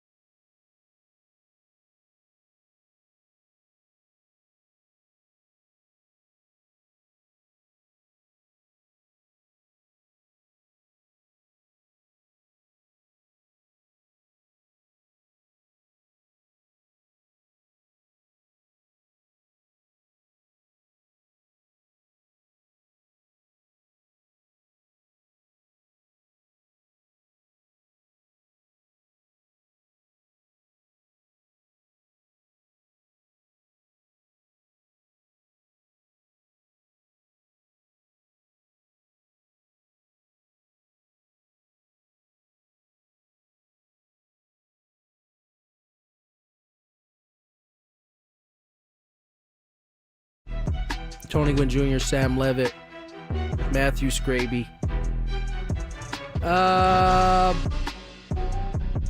Where shall we go? I'm angry. Yeah, I know. A lot of people are angry right now. So the reason I'm angry is, I guess, taking away Roki Sasaki from the situation. It just seems these days that when agents or players say things in the media, you can't believe a word that they say. Roki Sasaki people have spent 3 months telling us we've talked to Joel Wolf. Hold on. He's an agent. Hold on. We talked to Joel Wolf, and Joel Wolf said that he would like a softer. We did not talk to Joel Wolf. You were not listening because you're typing on your phone. I'm not. You said we talked. You literally said we talked to Joel Wolf. I'm saying that reporters are saying we talked to Joel Wolf. Okay. And he said that Roki Sasaki wants a soft landing space. He doesn't necessarily like big cities or big markets. He also doesn't really he just wants to develop and he wants to work on his craft. And he wants to forge his own path. He wants to do things the right way. And then he chooses the Dodgers. So everything that was said is not true. And that's why I really do think, I really do pay attention to what people say, and I believe what they say. I think you are, if we're referring to the public comments that his agent had going back to the winter meetings, I think here's what he said. You are taking it far more at face value than you should. But how am I not supposed to? Hold up. Let's read his actual quotes. I think there's an argument to be made that a smaller mid-market team might be more beneficial for him as a soft landing coming from Japan, given what he's been through, not having an enjoyable experience with the media. I think there's an argument to be made. Is not saying he definitely needs a soft landing in a small market team. Agree. So, I think anytime you're listening to an agent or a representative for a player, you have to listen carefully to what is being said. He left himself plenty of wiggle room with the way he said that. That was to entice, because going into that, mind you, the conversation was Dodgers, Yankees, all the big market teams. So what does he do when he gets his first meeting chance? He opens the floor for everybody to feel comfortable throwing their hat into the bucket. I'll bring up one thing that I don't even want to say it bothers me a little bit, but I find it odd. And you asked Alden Gonzalez about it. I thought it was a really good question. Roki Sasaki, less than a week ago, was at Petco Park wearing Padre gear, working out in front of those potential teammates. I mean, we saw the video. We saw guys out there. We saw front office out there. Is that not at least a little unusual, odd? I told these guys when we saw it. How do the Padres players feel about that? I don't know. I want to know I wouldn't blame them for feeling a type of way about that. I thought it was odd. And maybe that's in Padre gear, head to toe. Maybe that's because I was looking at him as a true free agent, which you don't see guys. Never, right? You would never see. You would never give up that leverage to have them. I was saying this to people, and they were like, "Well, what if he had no clothes to wear?" I'm like, what are you talking about? No clothes, no clothes to wear.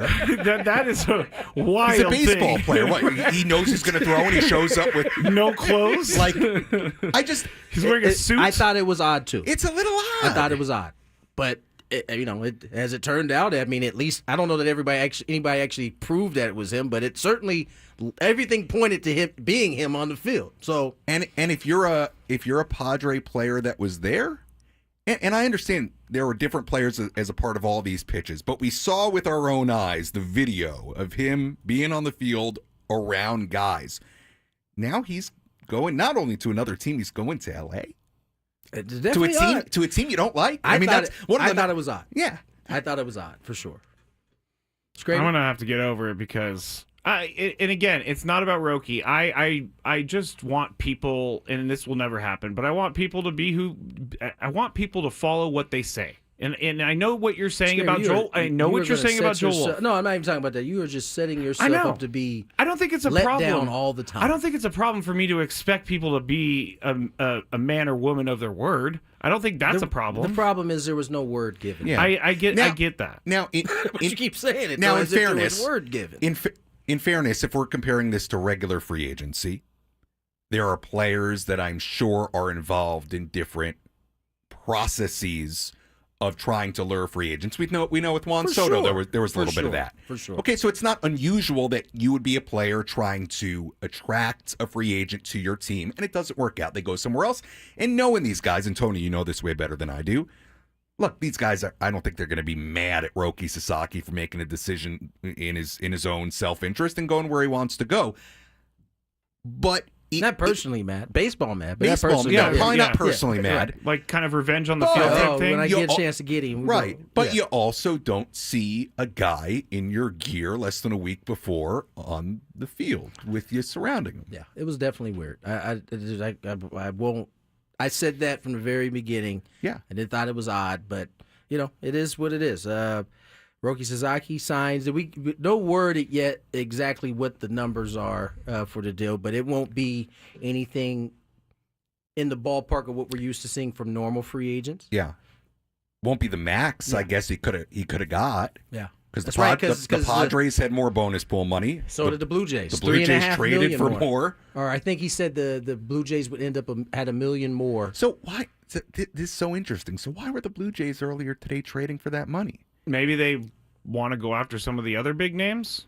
I did hear that one of the things I heard before I came in today was that you had Padres included, some teams pivoting to now go after what the Dodgers had lined up for their international pool money, going after those guys now that had pre-deals basically to try to bring some of those guys in. So let the international games begin in terms of who's signing where. Not something that we will be paying as close attention to now that a Roki Sasaki is no longer in the running. I'm self-reflective a lot, and I'm starting to reflect on how I feel about this. And you often do that. I do, and I think I'm just I just feel stupid. I think I just feel stupid for actually believing that there was some sort of chance that the Padres had in this whole thing, because people have been telling us since day one he's going to sign with the Dodgers, and I was like, no. Someone's saying this. Someone's saying. I fell for it. I fell for the banana in the tailpipe. I feel stupid. I will say that, I don't know what I was going to say. Let's go to break. When we come back, we'll switch gears, change gears a little bit, talk NFL. Obviously, 4 big games coming up this weekend. It's one of the rare times I think they have it in the right order in terms of how these games will go, like the importance of them. We'll talk about it with Greg Camarillo when we return. More Gwynn and Chris. Hey, it's Ben and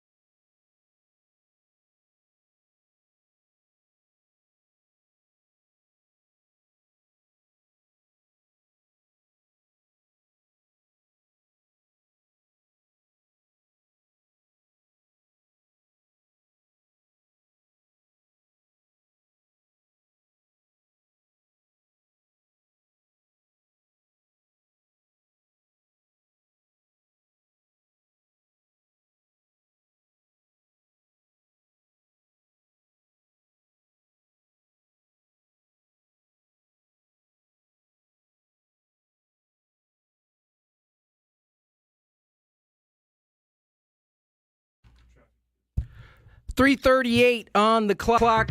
Tony Gwynn Jr., Sam Levitt, Mr. Matt Skraby. What happened to the music? You turned it off? Yes. Oh, all right. We're going to audible.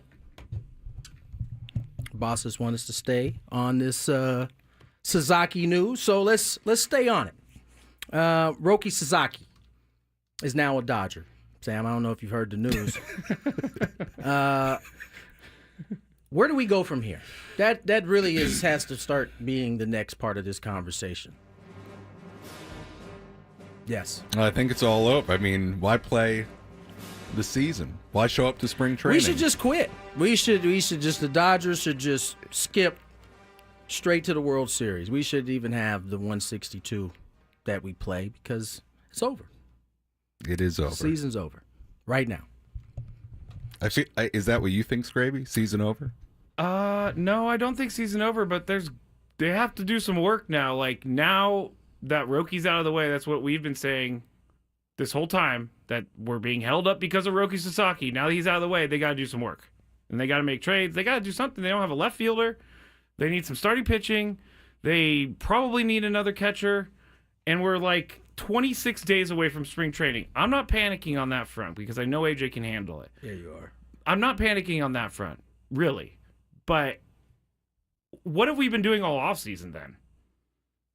Like, there's Waiting been for Roki zero Sasaki. moves. Well, look, I think, I don't know how much, and I think it's still a question of how much the Roki decision in waiting for that is the reason it has been so inactive or not. Look, I think what we brought up earlier is a really interesting part of it, and I think it's a really interesting question now that we know Sasaki is out of the picture, of how do you improve this roster and what makes sense? Like, you know, is there a version of this, like Alden was on earlier, and Alden's opinion was that AJ will react, right? And I don't know if react is, and Alden was great, but I don't know if like react is the prime word there, because whether they got Sasaki or not, he may have traded somebody away or made a move or done the exact same thing. Right. I tend to agree with Alden. It would be very odd to me if we go through the next few weeks and the Padres don't do something fairly significant, because that's typically what AJ does. It's very hard for me to see envision the Padres standing pat. But there is a version of this, and I'm not totally opposed to it, where if you were saying, hey, we don't have the financial flexibility to go out and you know, hand jerk some Profar 3 years, $30-something million. We don't have the financial flexibility to go get another starting pitcher or two, which you really need. You know, is there a path here of the Padres almost standing pat, you know, running out what they got, you know, plugging holes in a sense, and trying to hang around until you get to a trade deadline and you can be more flexible? To me, that's now the main question, is how creative do you get? And is the other option beyond getting creative kind of rolling with what you got, which may be good enough to at least have you hang around until the summertime? Yeah, it's tough to know. I mean, listen, I think the one thing I know about baseball is you got to play the season out, because there are many turns and ups and downs that you can't account for. You couldn't account for Jerickson Profar having the year he had. Couldn't account for, you know, Matt Waldron being the best pitcher on the staff for a point in time. All of these, you couldn't account for 17 homers from Kyle Higashioka that played a huge part. Roki Sasaki is obviously a talented pitcher that was coveted by everybody. He's made his decision. What are you doing now, though? Like, and I started off saying that we should just pack it in because, you know, I know the dudes that are on the roster, they're not looking at it the same way the chat is looking at it or Twitter is looking at it. These guys get to this level because they compete, and they will have no problem, you know, when that time comes, come February 12th, when pitchers and catchers report, of accepting that challenge. Now, can the Padres front office put them in the best position possible to go out and do that? Right. Yeah. To me, this should not be doom and gloom today. It's a gut punch, I think, for sure, because you were hoping they were going to get him. You were hoping you were going to get that caliber of player. To me, this is not doom and gloom, though, especially for this particular season. You can't tell me that when you get out there on opening day and you have Manny and you have Merrill and you have Tatis and you've got Arise and you've got Bogarts and you've got Cease and King and Darvish and a really good bullpen as it stands right now, to me, that shouldn't be doom and gloom. To me, you got these guys in their primes right now, which is why this is so important. It would be one thing if the Padres were totally non-competitive and somehow, some way, they had worked themselves into the Roki Sasaki conversation, and it was like, hey, this is going to be awesome. We're going to have a franchise cornerstone at the top of our rotation at a really low price for the next 5, 6, 7 years. But they're not in that situation. You know, they're not. It's not like they're the Colorado Rockies and they missed out on Sasaki. This is a team that I think right now should be in the playoffs next year. They're not perfect. Not every hole is filled. Yeah, but who is, right? No, but, and you know, look, I think it'll be frustrating if you get to Peoria or you get to opening day and, you know, there hasn't been a ton of money spent one way or the other and things like that. I get that. Yeah.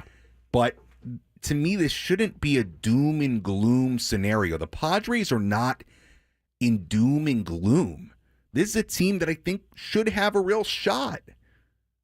I really do. And I don't just say that to make everybody feel better because we're sitting here on a sunny day in San Diego and talking to Padres fans. I don't think, quite frankly, I don't think there's anything you're going to say that's going to make to me, it's not. To me, a little bit better. For 25, it's not a doom and gloom scenario. You've got these guys in their primes. You sign these guys for a reason. Yeah. And by the way, that's why it makes the job of A.J. Preller so important to figure out what the best course of action is. And I can't tell him what the best course of action is. If that is trading a Dylan Cease to free up money and get some stuff back and supplement your roster from that, you can sell me on that. If it's trading Rise, you can sell me on that. If it's trading Suarez, multiple of those guys, you can sell me on that. The one good thing in this scenario is that AJ is as creative as they come, and it certainly seems like a team in a scenario where he's going to have to be really creative again. Yeah. And I'll put trust in AJ in that sense. You know? To me, it doesn't change them for 25. Like, yes, it would have been nice to have Roki, but Roki was, to me, a big picture thing. It doesn't change a whole lot to me in 25. I don't know that it impacts whether you're going to trade Cease or not. I agree with that. I just, right now, in the division, you probably have, I'm going to put, obviously, the Dodgers ahead of the Padres. I'll even say that the Diamondbacks did enough to get ahead of the Padres. Did the Giants do enough to get ahead of the Padres? Possibly. Who knows? Like, that puts them down in the division.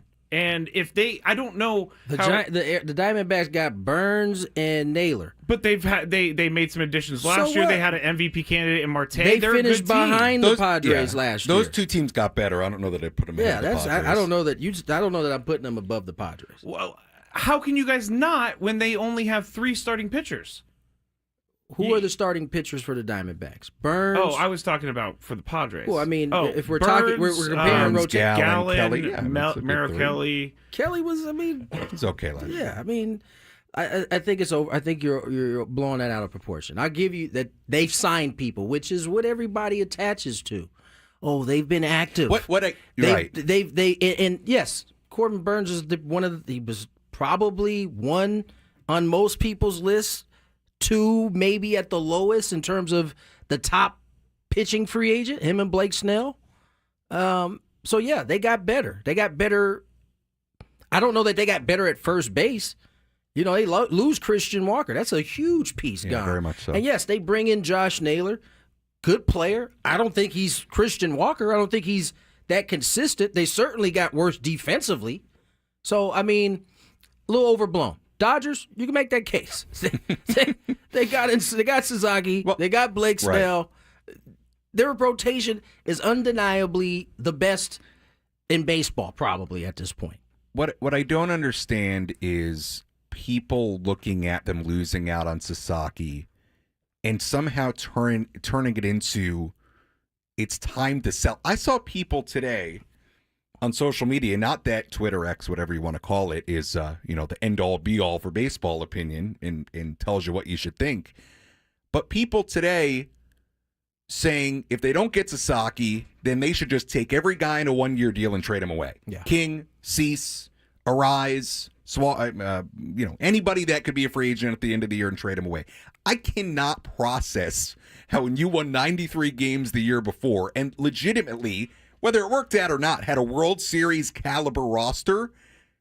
Yeah. I don't understand how you get from point A to point B with that at all. I don't view it as doom and gloom as that at all. To those people specifically, that is those are all new Padre fans. That's what that is. They weren't here watching the Padres win 90-plus games and then literally selling off every player the following year. That's the new Padre fan right there. They may not really understand what they are saying when they say, sign all the 1-year arbitration guys, trade them so we can basically start from scratch again.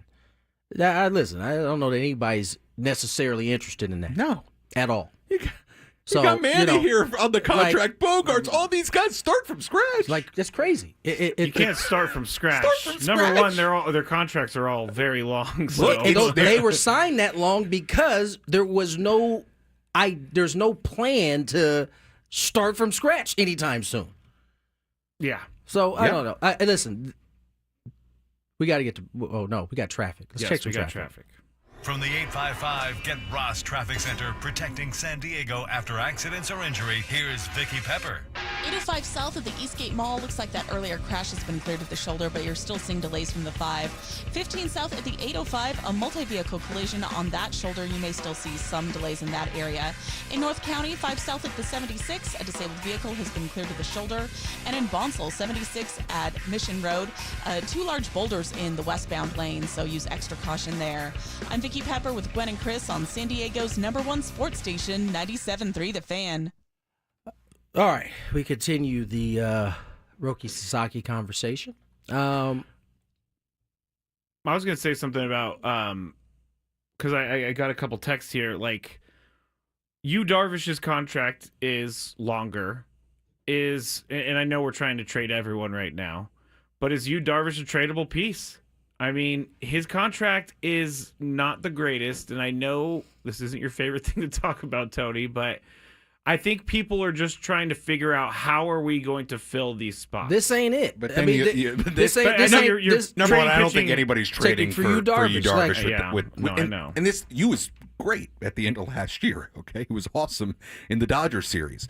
Number one, I don't think anybody's going to trade for him with that contract at his age.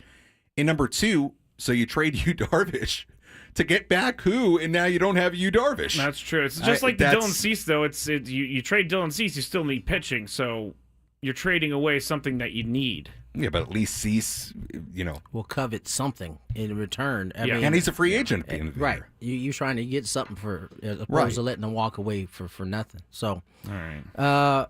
I mean, listen, I think it's this is just the bottom line. There is work to be done on this roster. Absolutely. That I'm sure A.J. Preller is on top of. I don't worry about that at all. What that work looks like, we don't know. We don't know who those pieces are. We don't know how he gets there. We do know how creative he can be. And he'll have to be creative, I'm sure, in this instance, to fill out this roster in a way that is competitive. What I do know about AJ is he wants to win as bad as Peter wanted to win. And so he's going to do what he has to do. Will it be enough? That's going to be the question. I think as Sam has put throughout this entire, 2 hours of Roki Sasaki talk, this team is talented. They've got a Tatis, a Machado, a Merrill. As of right now, they still got Luis Arise. They got to figure out, they got Xander Bogaerts. They got to figure out how to complete this roster so that it complements each other in the same way that it did last year. It didn't come to people's mind that the Padres were actually for real, until about August. I mean, all the way through the first half of the season, it was 2 games above 500, 2 games below 500. 5 games above 500, 5 games below. And it just kind of teetered like that until they took off. So we don't know how it's going to look, honestly. We'll see. I would say if I'm the Padres front office and if I'm a Padres fan right now, let's say you're driving home from work early on a Friday, heading home for the weekend, and you're bummed out about Roki Sasaki going to the LA Dodgers for how unsurprising it may be. Take a few hours, take an evening, sulk, enjoy a beverage, whatever you got to do. Oh, I'm going to enjoy a beverage tonight. No, you're not. Whatever you got to do. But this should not be doom and gloom. Wake up tomorrow, and it's time to get to work. Because you still have a core of players that gives you a real opportunity to succeed and be competitive and do something special. I think people want to be in their feelings right Time now. to get to work. Just go ahead. Go outside. Touch grass, as the kids say. There's still a little sun out there. You can get you a little But I want to be angry. Yeah, I think that's where everybody wants to be. So for those who want to stay there, have at it. We step away, 4 o'clock hour on the other side. More Gwynn and Chris.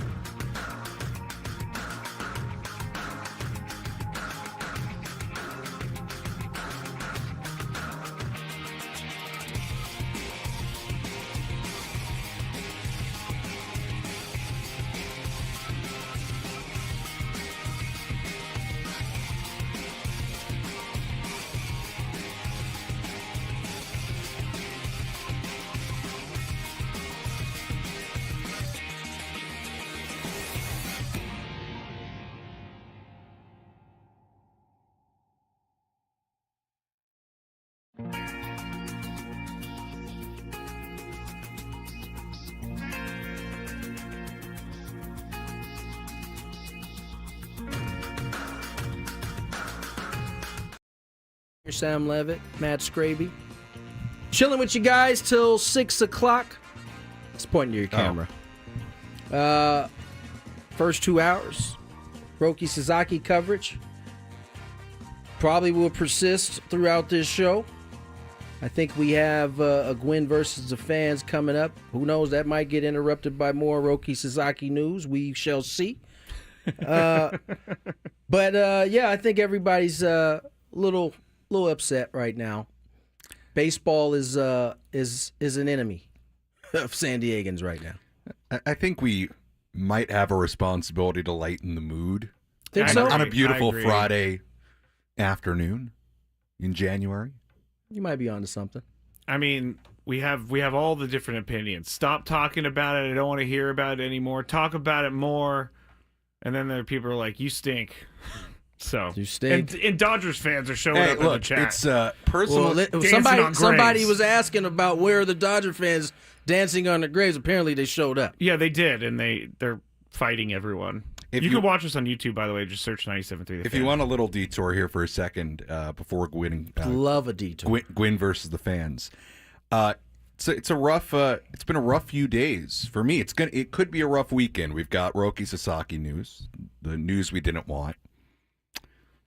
TikTok's going away. Oh, yes. I mean, I'm cooked.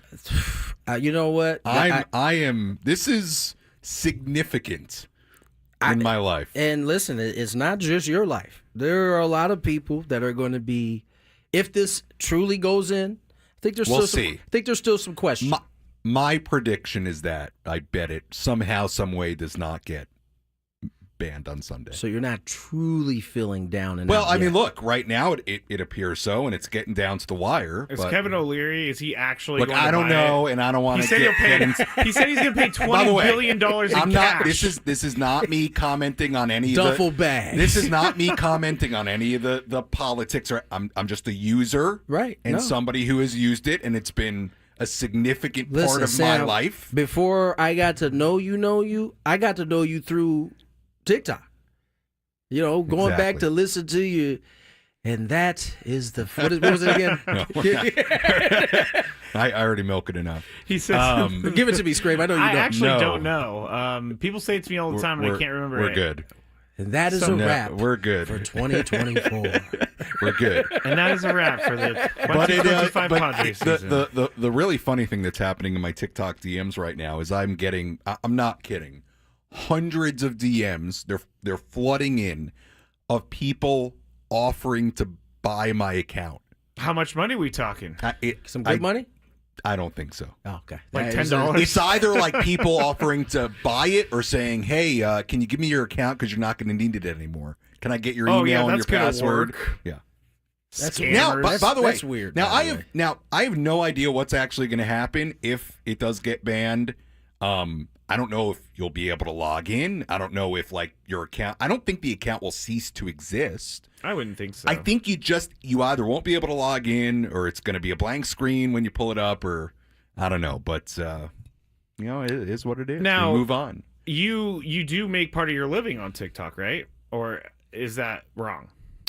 Well, look, I mean, we don't need I'm not business, we don't need man. to get into no, put him I'm on not, blast. No, I'm saying that because I know that there we call are this a ton pocket of people. watching, Skraby. Yes, it's exactly what it is. Get your hands out his pockets, man. I'm just saying that there are a lot of people out there that are making money off of TikTok that are no longer going to do that. And so I said last week that my cousin is one of those people, and I don't necessarily like her, so I was okay with it. But Sam, I'm not cool with that. Did you say your cousin? You don't well, like look, her? I'll tell you in the break. Here's what I will say: there are definitely people who have made their work on TikTok, who are making their livelihood on TikTok and social media. Fairly common thing now. Lots of businesses that use it to promote their business or get attention, and businesses, businesses that have really blown up from it. So look, everybody's going to have a different opinion on it, but it is significant. I mean, look, it's. Imagine if they announced they were banning Twitter. I mean, it's a big deal. It's a widely used take app. A lot of pressure off Heads of me. would explode. Tony, I'm sure your daughters use it. I'm not gonna lie. Initially, when this was being talked about, I was like, please. It makes my Right. life as a parent so much easier. But then as I started thinking of the outside of my own ramifications, I've kind of moved off of that a little bit. Is in my mind, it is what it is. Because ultimately, I can control what my Right. kids are looking at. If I really want to be that dad, I Right. could be like, y'all not looking at Plenty nothing. of parental control. I haven't stressed out about it because what am I going to do about it? It's true. It is what it is. I'm being told on the chat that they're just going to stop offering the app in the app stores, and they're not going to give any more updates. So it's just going to like slowly die. It's going to bleed to death. It's going to slowly die, and then actually, it's probably going to give access to hackers because they're not updating it anymore, which is the worst problem. Sam, delete that app from your phone and sell me your account. All right, let's play some Gwynn versus the fans. If you had one shot, one opportunity to take down the human almanac himself, Howdy do. now is your time. Listen to me, this guy is dangerous. Now is your opportunity to win a prize. Well, I hope you know what you're in for. Chris versus the fans starts now on 97.3 The Fan. All right. So today you'll be we're playing for this. You'll be qualified for a chance to win our grand prize, a trip to Las Vegas to see Scorpions on March 6th, plus a 2-night stay at Planet Hollywood and a $100 gas card. Guys, I gotta be honest, my Scorpions voice doesn't sound as good today just because of all the news, so I'm just gonna read it normally. Scorpions return with their 60 years of the Scorpions Las Vegas residency show, live February 27th to March 11th at PH Live at Planet Hollywood Resort and Casino. Tickets on sale now at Ticketmaster.com. The rules: you have to make it through 3 questions. Each question will get more difficult. If you get the question right, you move on. If you get it wrong and Tony gets it right, you're eliminated. But if Tony gets it wrong, then you move on to the next question or you win if you're a first-time player. Thank you. Where were you over I there, don't TikTok? participate in that. Let us know before the first question. You'll get that question for free today. All right, so let's get to our first contestant. And Sam, you get the fine honor of just hanging out and commenting on the questions. Be here. Okay. Let's go to, you know what? I think we owe Brandon his chance on the air today. Brandon, hello. How are you What's doing? going on, Brandon? Well, I was good until like an hour ago. Yeah. Yeah. I think you're in the same bucket as everybody else right about now. Yeah. All right, here we go, Brandon. Is that how I have to be the rest of the show? Just very subdued? No, not at all. All right, Brandon, let's see. Where would you find the most delicious orange chicken in fast food? Panda Express? Thank you. Nice. Thank you, Brandon. You read Skraby. He said Panda Express, question mark? I mean, that orange chicken is to die for, gotta say. Yeah. Here we go, Brandon. Question number that. 2. You don't know about that? I don't know about that. Sam, you got any opinions on Panda Express orange chicken? You see his face? That tells you all you need. You can do better. Whoa! Okay.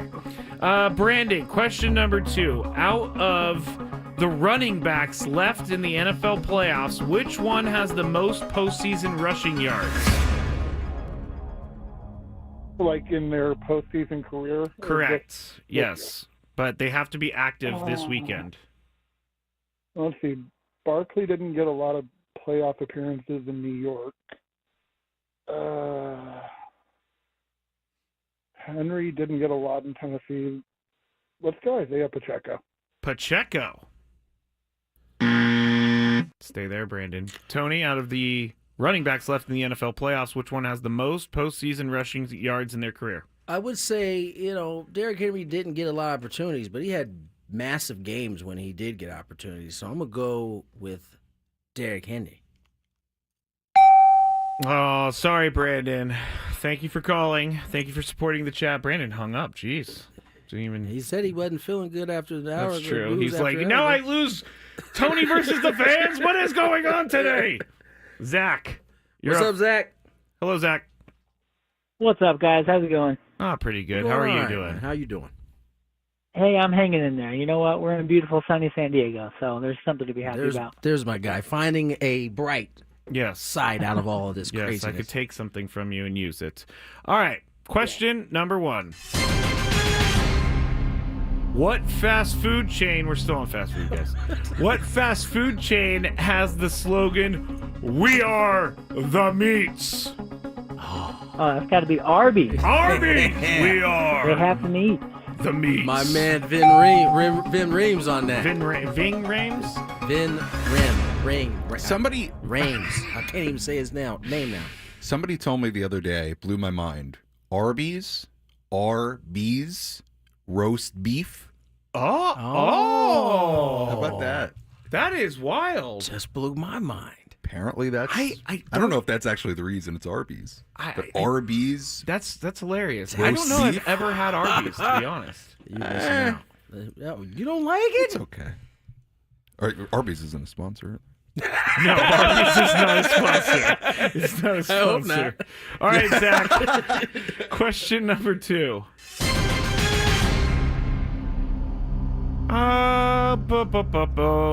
What NFL team currently has the active record for consecutive years of making the playoffs?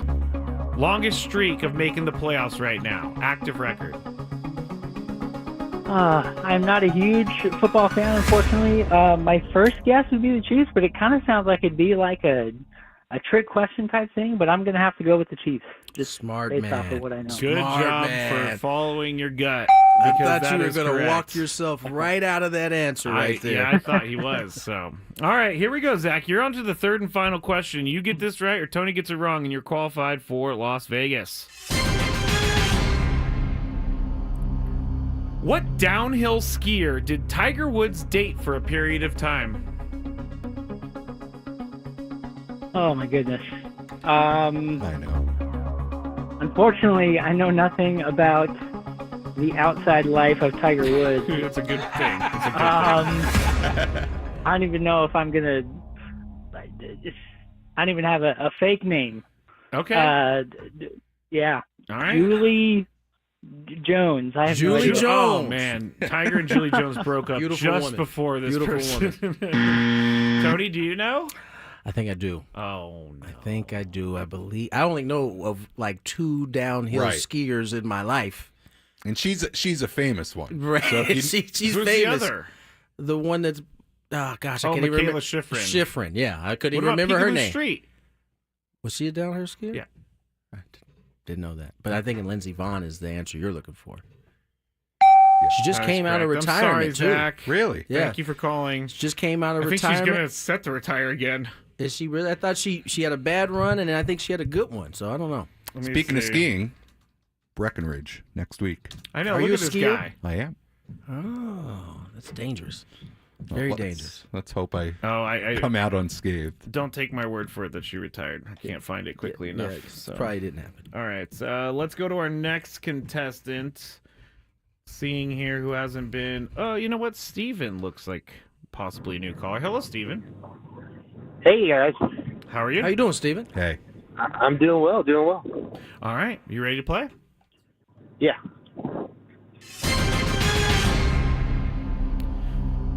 What pizza chain has Dude, were you hungry when you wrote these? I got on a website that had all of these, and I was like, I'm going with them. What pizza chain has the marketing slogan, Pizza Pizza? That's Little Caesars. Little Caesars is correct. And by the way, Little Caesars, not that bad for its affordability. Underrated, I would say, for Underrated. the price Sam? you're paying. Look, I'm a New York. He's a New Yorker snob. about pizza. He's a pizza snob. Yeah, for sure. Okay, we'll move Well, on. I'm not as much of a pizza snob as I am a bagel snob. Whoa. Yeah. Whoa. Pizza you can have on different tiers, different kinds, different levels. Not so much on the Bagels, bagels. oof. Outside the East Coast, it is. I might have to It's follow rough. you to see where you get your bagels. 'Cause I It know is. if you are getting bagels, you're killing it. It's Sam's rough. getting it out of some guy's suitcase in the alley. I used to. You know what? Maybe I'll try to bring some back when I go home. Please do. Yeah. It's the I water. hear you guys. The water. The It's the water. Yeah, water. the problem. I'm gonna have a quick stop for a couple of days, but I can wrap them up. Okay. Yeah, we could try. Yeah, if you're not gonna come back in the next couple of days, you just What am I gonna bite into? because a I hear rock? the water. I used to do it for people in Corpus Christi, but I would come right back, get them that morning, so they were wrap them up Ooh, in next time- plastic. They would stay pretty fresh. Now, Sam, can you bottle some water and bring it back here and make bagels? Because No. okay. You can't bring it through TSA. Customs. that's right. That's a good point. That's a good point. not customs. All right, He's in the United States, buddy. Well, yes, it is. Steven, you're ready to go to question number 2. Yeah. Out of the pass catchers left in the NFL playoffs, which one has the most postseason receiving touchdowns? Most receiving touchdowns. Yes, Kelsey. Taylor Swift's man. Ooh. There you go. Nice job, Steven. Really? It was Travis. I mean, he's caught a ton of touchdowns. Just think, there's no who's it left in it? Oh, career? Career. Oh, career. Postseason. Oh, Yeah. got it. I mean, he's passing Jerry Rice. Right. I was thinking season. Okay. Well, on to question number thinking 3. about Little Caesars over there. Or the water. I was the paying water. attention. All right, Steven, who is the oldest active player in baseball right now? Oh my God. I want to say like Charlie Morton. Charlie Morton. There's someone older, but he looks super old. Oh, is that not your answer? Yeah, no, we'll go with him. Okay, unfortunately, it is incorrect. Unfortunately, you know this one. I do know it, and he said Charlie Morton looks old. This gentleman is definitely looking his age these days. Mr. Justin Verlander, I believe it is. That is correct, Tony. Justin is definitely looking 40-ish. He does. I can't wait for him to get on the mound, and you're like, who is that grandpa out there? He's definitely. Sorry about that, Steven. Thank you for playing. We're going to go tiebreaker. You should ask Sam to pick a random baseball player. Any player. Anybody. Doesn't even have to be baseball. Player. It could be anybody. Any athlete. sport? Yes. How about you pick Kurt Thomas of the New York Knicks? Oh, I love Kurt Thomas. Had a long I don't know career. why I thought of Kurt Thomas. He was a bruiser. Kurt Thomas is a gymnast, apparently. No, that's not the Kurt Thomas. Hold on. I was like, type Kurt Thomas that NBA. first Kurt Thomas was not him. I was like, man, Sam, you picked a gymnast, bro. We do know that Sam likes to ice dance because he said did that say would so. be his I don't thing. like to ice dance. I like the idea of ice dancing. I've never ice danced. I don't even ice skate. You know, I went to UTC one day and I saw Sam dancing on the ice, and it was beautiful. It was beautiful. Let's go. All right, let's go to Paul and Ramona. Hello, Paul. What's up, Paul? Yeah. What up, y'all? How you doing, man? All right. I'm doing good. Oh, sorry, Paul. Okay. Oh no, just let me win, so Tony. I smooth. can't He's afford so Vegas. smooth. Let me win, he says. Stay there, Paul. All right. Kurt Thomas had 18 seasons in the NBA, Tony. How many games did he start? Oh, 18 seasons. Probably started about 30 games a year. Let's see, 30 times, my math ain't great. 30 times 18. We gonna go 540 starts. 540 starts. Paul, is the actual answer higher or lower than 540? I'm going lower. They need their TV breaks and all their days off. Lower. This guy, I think, played This was a like different He time. wasn't in that era, but that's all right. Unfortunately, that is incorrect, Paul. Tony, you were kind of close. He started 650 games in his career. 30 starts a year. All right, let's go to our guy, Rod. Hello, Rod. What's up, Rod? Yo, what's up, gentlemen? Sammy, thank you for holding it down in Chris's place.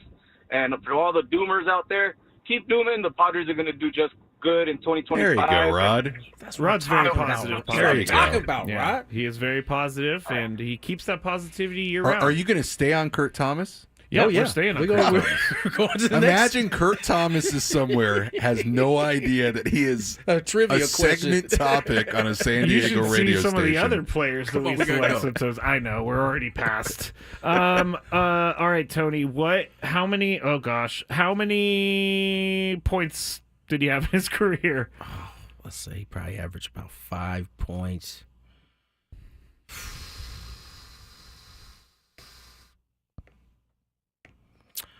$73.80. $73.80. Rod, is the actual answer higher or lower? That's average points per game? No, it's total points for his career. And what was your number, Tony? $73.80. $73.80. I'm gonna say a quick shout out to the chat. I forgot my YouTube chatters, but I'm gonna say lower. And congratulations to Matt Skraby for his 1-year anniversary last night, everybody. Give it up. Thank you, Rod. Thank you. I really wish I could give you the prize after saying that nice stuff, but that is incorrect. He had 8,973 points. So your guesses were pretty good, Tony. About 5 points a game, a little more than that. Guess what? We gotta leave this open today. Open ended. Next week we'll do 2. Yeah, running out of time. We do this sometimes. Okay. More Gwynn and Chris on the other side. From the 855.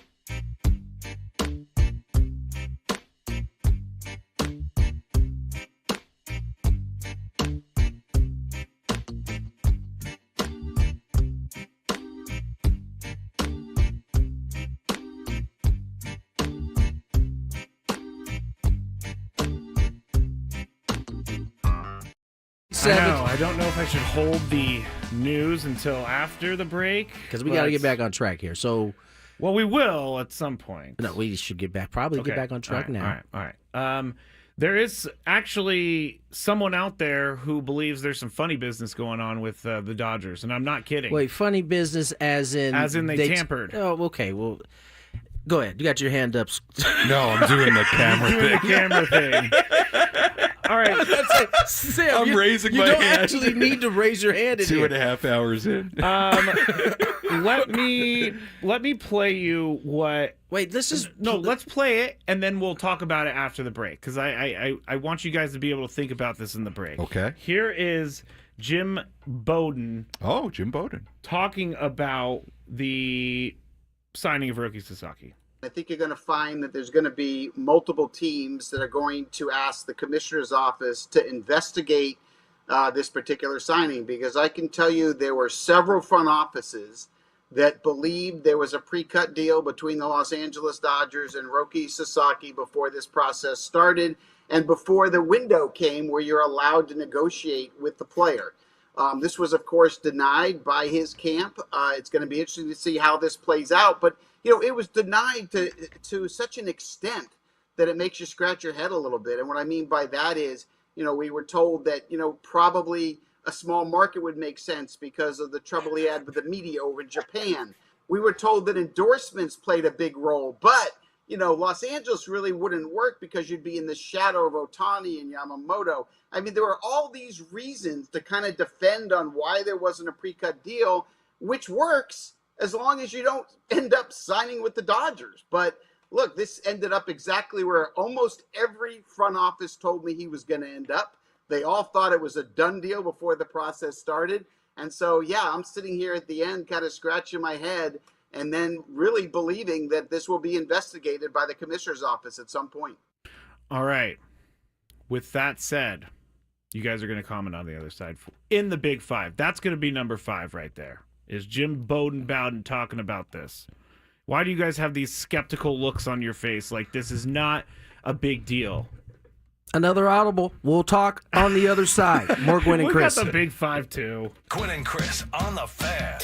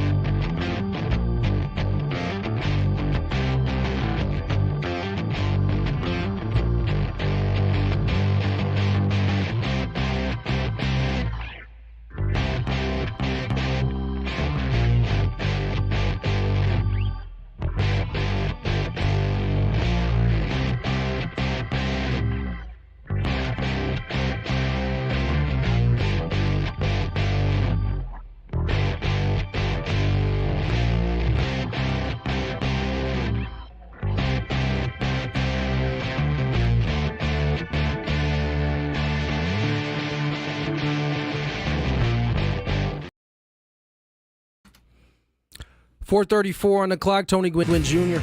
My guest, Sam Levitt, sitting in for Chris Ello, Matt Skraby on the ones and twos. Let's check some traffic and get into our Big Five.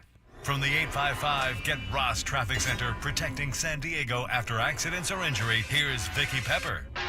This report brought to you by Valvoline Instant Drive-Thru Oil Change, your trusted instant drive-thru oil change. 5 South at 28, a crash partially blocking the slow lane. 163 South at the 8, a disabled vehicle in the left lane. That's going to cost you about 20 minutes. And 125 South at the 8, a wreck in the center divider. Stop by any of the 30 San Diego Valvoline Instant Oil Change centers. You don't have to get out of your car, and it usually only takes 15 minutes or less. Plus, get a free courtesy check of your tires and battery. Visit SoCalOilChange.com for directions and discounts. SoCalOilChange.com. I'm Pepper with Gwynn and Chris on San Diego's #1 sports station, 97.3 The Fan. It's that time of the show when we check on the latest in sports. Only the most important topics and questions are brought to light. Stop what you're doing and listen. These news stories will astound and amaze you. The one, the only. Oh my God, who the hell cares? The Big Five starts now on 97.3 The Fan. All right. I told you we were going to talk about Jim Bowden's commentary on what happened with the signing of Roki Sasaki, so let's get into it. Number 5. And I have some additional details to give you guys as well. So according to reports, Roki Sasaki is signing for $6.5 million. And according to reports, the Phillies traded them international bonus money, which is a whole separate question for me. Why would a National League team ever give the Dodgers enough money to get better? Don't understand it. But with Jim Bowden, him saying that there's maybe some tampering going on, Tony, is this not a big deal? Or big deal, little deal, or no deal? It's no deal right now because it's just the prospects of it. What will happen if they find them guilty of doing it? Are they going to make him renege on the contract and he becomes a free agent again? No. So it really doesn't matter. They'll get some type of penalty. Maybe they get their bonus money taken away from them for some amount of years. Right. That's it. There's nothing that's going to come that's going to reverse this decision somehow. And listen, if I'm being honest, the Dodgers they never really needed international money to be good. They do a good job drafting. They already have a boatload of money that they can spend on free agents, and they've had success doing it that way. So I think it's a nothing burger, other than making everybody else who is not a Dodger fan feel good about them getting in trouble. Yeah. Number one, this is not a new theory, and I like Jim Bowden, does a good job. I do too. This is not a Love new the way theory. He dresses. That Really? Yes. Not a new theory or an idea that there was a pre-cut deal. That's why a number of months ago, Been hearing it for a while. Sasaki's agent came out and said so and got very defensive about it. I remember And I'm this. with Tony. So what? They get a slap on the wrist. They get a limited international bonus pool some year. Fine. I don't know. At this point, who cares? Right. I mean, it's not going to be anything significant to take Roki Sasaki away from the LA Dodgers. So at this point, it is what it is. I do not think it's a big deal. Okay. Doesn't mean it should happen. Doesn't mean it's fair. But in reality, right now, it is what it is. All right, we got a couple extra minutes, so there's going to be a second part of this Big Five question. But the Phillies traded the international bonus pool money to the Dodgers. They traded a minor league outfielder, Dylan Campbell. Tony, why would the Phillies help the Dodgers? Because they don't look at it as helping the Dodgers. They look at it as helping themselves. But Dylan Campbell's going to help them?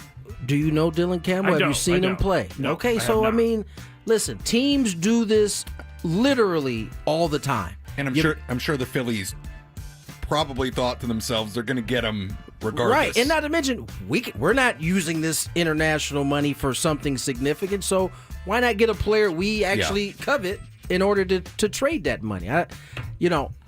If we're talking... He was a 4th-round pick.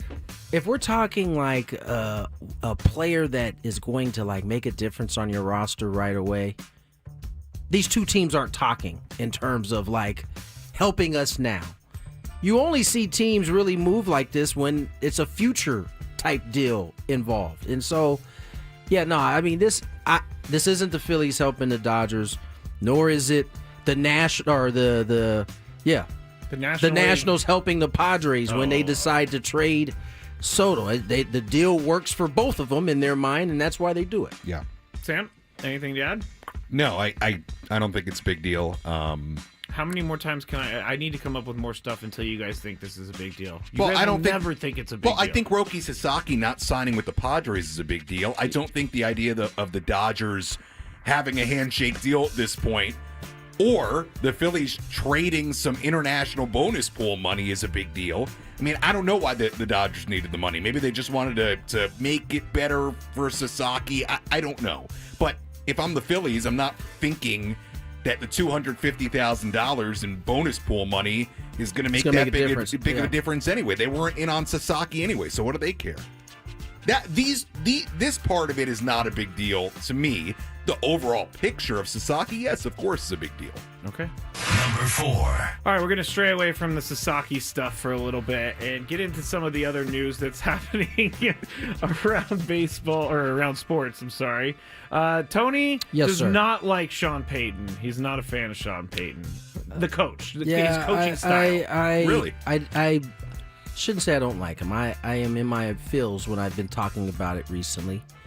I just think I don't think he handled the Russell Wilson situation with any type of professionalism. Well, you're not going to like how he handled this situation either then, because we know that they didn't get along. Russell Wilson, Sean Payton. Well, in his exit press conference this year... Wait, this is with Russell on the Steelers? This is like a couple days ago. Let's go. Payton said this about his team this year versus last year.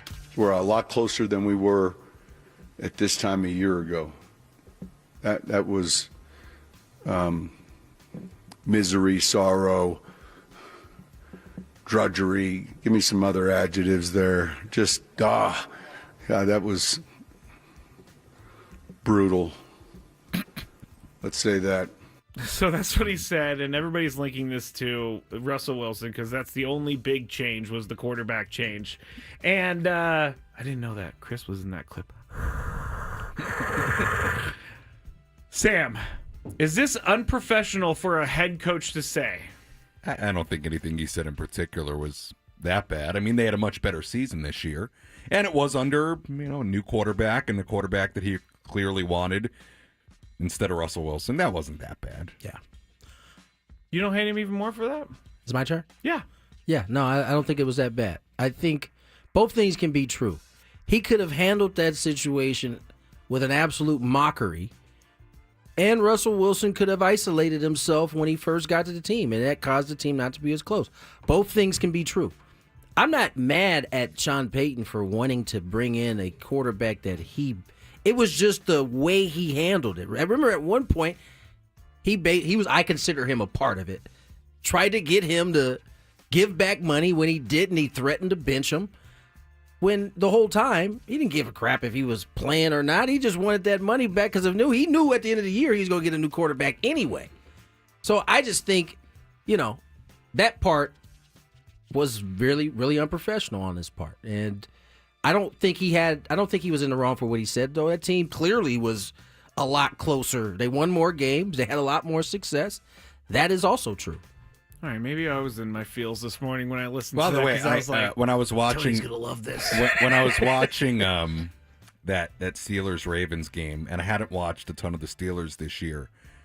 Russell Wilson, he tries to get out of the pocket like he can still run, He can't run. No. he can run in very specific situations. It's got to be straight. He can't outrun guys to the sideline. He can't get to the corners anymore. Yeah, but he kind of operates in there like he still can. It's like, he can't move like that. No, he's 36 now. Yeah. Oh, you know what? I gotta say this about Russell Wilson. He posted a picture today. His dog that he bought his rookie year passed away. So, I saw that. As a dog guy, he got me a little bit because he said I can't remember the dog's name, but he was like, "You've been with me since my rookie year. You've been through all the ups and downs," and I got a little emotional. I thought about you when I saw that dog. Because you knew I was probably I knew crying you were at probably home. feeling that post for sure. Number 3. I saw this tweet this morning and I wanted to bring it up. So it says this: can we start the dialogue yet about how Scott Boras had another disaster offseason outside of the most slam dunk free agent ever? Got Juan Soto, $800 million. That's the slam dunk free agent. Oh, okay, go ahead, finish. My friend. So far this winter, he's been able to land 9-figure contracts for 3 of his clients: Soto, Burns, Blake Snell. Those 3 alone have signed contracts worth more than $1.15 billion combined. Some of the top remaining free agents that are represented by Boras, including Alex Bregman and Pete Alonso, are still waiting for their contracts. 2 years now in a row, he has struggled to find deals for some of his biggest clients. I believe Tony's up first. How much of his power has he lost in the few off seasons? I would say none. I would say you had a good argument last year. He may have lost some power. I think he rejuvenated that pretty quickly with the Snell signing, the Soto signing. Who was the third? Burns, yeah. Burns signing. Bregman, my guess, will be done before spring training. That's 4. Who else? Who's the other ones remaining? Alonso. Yeah, Alonso. Both of those seem like they're starting to materialize if you can read the tea leaves that are out there. Jerickson's another one. And listen, the reality is certain markets are held up until other guys sign. So I think it's a little too quick right now to start having an autopsy of what Scott Boras did. He's out further ahead right now than he was last year when all his marquee guys hadn't signed. So, yeah, I don't think he's lost very much power. I saw this tweet this morning or last night, whenever it was, and I saw most of the replies are pretty much in line with what Tony said and what I'm going to say, and that is that he's had a really good offseason. The tweet made no sense. Soto got $800 million. Burns got an appropriate deal, $200+ million for a starting pitcher. Snell got what he didn't get last year. He bounced Snell back. Bregman's going to be interesting to see what he gets. Alonso's really interesting to see what he gets, and if it's the Mets, if it's not. Look, there's still a little bit of guys like Bregman and Alonso, these negotiations going on a lot longer than they used to. I don't know if that's Scott Boras' fault, because that's kind of the industry right now. I mean, listen, Manny signed in spring training. Yeah. And he wasn't even a Boras guy. Yeah. And that was however many years ago. Right. So, look, I don't think Scott Boras has lost much on the fastball. I really don't. I know everybody wants for him to lose his fastball because they feel like he is the reason why baseball is the way it is. But if it wasn't Scott Boras, it would be somebody else doing this. Oh, totally. So, I mean, in the NFL, it's Drew Rosenhaus. Right. They are really good at operating in the system that is put before them. Yeah. Yeah. I mean, last offseason, I think it was more of a function of teams not wanting to spend that kind of money. I don't know how much He actually called Boras. During the other the Burns press conference, they asked him about it, and he said that teams are holding their money again, and they're not spending their money. So I guess 2 off seasons in a row. Well, listen, I said this when the collective bargaining agreement was first signed. the earlier portion of the collective bargaining agreement, teams feel good. You start getting towards the end of that collective bargaining agreement, they start saving. Yeah. They don't know what's coming.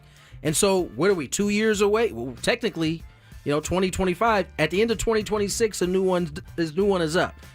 And so this is the same pattern that we saw before the last one. We got close, it got real tight. Yeah. So you can imagine what it's going to look like next year. I hope, the folks who are free agents are thinking about that. And you have the TV stuff. And you got the TV stuff. So this next one doesn't seem like it's going to be a quick put it's about to together. get tricky. Remember how I don't want to go back to No, those let's not days. even go there. We already got enough. We do. You're right. You're Negativity. right. You're right. The NFL will play its first ever game in Spain during the 2025 season. They announced the designated home team for that game is going to be the Dolphins. So Chris might be able to go to Spain and see this game. It's actually going to be played at Bernabeu. I guarantee you I said that wrong. Bernabeu Stadium in Madrid. The stadium is home to Real Madrid. We need your help on that one. Yeah, I think actually Chris, no joke, went to the stadium. Was it a Real Madrid game that he went to? I think it was. I know he went to a soccer game while he was over there. But the date of the game and the Dolphins' opponent is going to be released later on. The NFL is going to be playing 5 games in Europe during the 2025 season. The Jaguars, Jets, and Browns will be the home teams in London, while the Colts will be designated hosts of the league's first Berlin game. By the way, why do they send the worst teams in the NFL to Europe to grow the game? It's their punishment. Sam, you're up first. Do we even care about this anymore? I mean, I don't think American football fans care that much, other than it gives you an early game to watch on that Sunday. It is nice, actually. But, look, clearly there's an incentive and a reason for the NFL to keep doing this and keep playing games in different countries. Clearly there is something to it and a benefit they get out of it. So, look, I guess the world cares about it. I don't know that the American football fan watching on TV and not actually going to the game cares much about it, but I don't know. It is what it is. I mean, the TV watching experience of these games is not anything to write home about, so. Tony, do we even care about these Europe games anymore? I certainly don't. Yeah. I don't think most American football fans do either, other than the fact that, hey, I get an early game. I don't have to wait until, if you're East Coast, I don't have to wait till 1 o'clock. On the West Coast, I have to get up early to watch this game. So I don't know that we care on this in this country. Yeah. Yeah, I kind of agree with you. All right. Number 1. Now, Number 1. If you don't have the sheet open, I am going to put the sheet on the I screen got it right open. now. I can't wait to hear what you have to say about this. Put the sheet on the screen right now so that people can see this. But when I was at Vaughn's earlier today... I was also at the Vaughn's over here. Oh, did you see this cart taking up this parking No. spot? Because Wait, you know the best part about the cart? What? That it's backed in? It is backed in. It is backed in. You're right. I didn't even realize that. Now it makes me even more mad. But my daily gripe the other night was when you drive through parking lots and you think you have a spot, but it actually is like got a motorcycle in it or a smaller car. You know what I'm talking about, Tony? Yes, it happened to me here yesterday, as a matter of fact. Yeah, me too. And so that's why the cart really got me going. I said this should be punishable by 30 years in solitary confinement. Of course you did. Do you think this is as annoying as I think it is, Tony? I do. Okay, I should actually describe the picture. It's a picture of a cart in the parking spot. Grocery cart, like not just in the parking lot, but like in between the lines perfectly, Like as it's a if car. somebody did it on purpose, right? Yes, like it's a yes. car. And it's backed in, Yeah, which is yeah. I found it Which is infuriating now that I quite know that, hilarious. actually. No, it is annoying. Okay. And that's something I try to keep in mind every time I come out the grocery store and I got to push the cart back further than I really want to.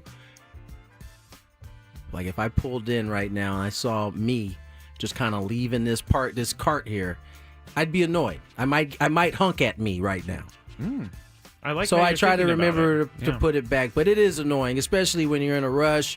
You don't really got time to be getting out of the car and moving it. There are some times where I wish I had like one of those front grills where I could just Just ram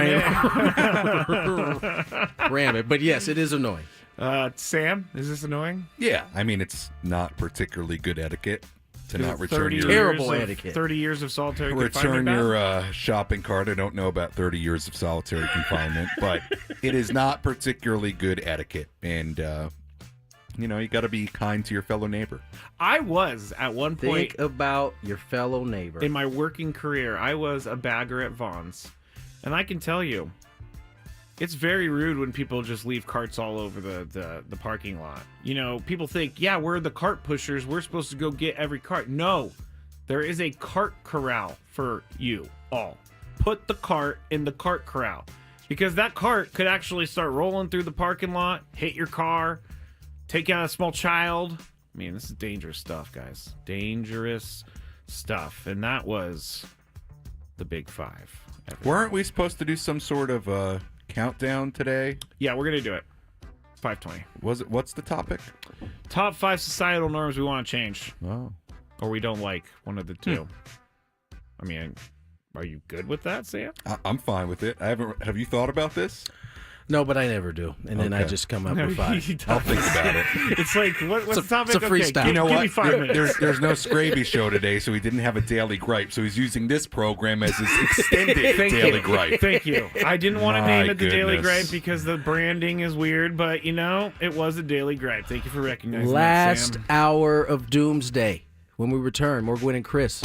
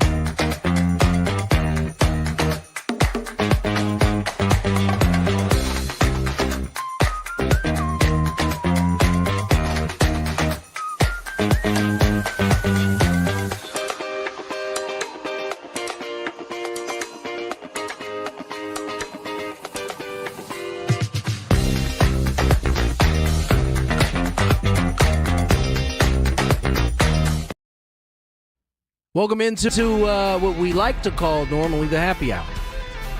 We'll try to elevate to that.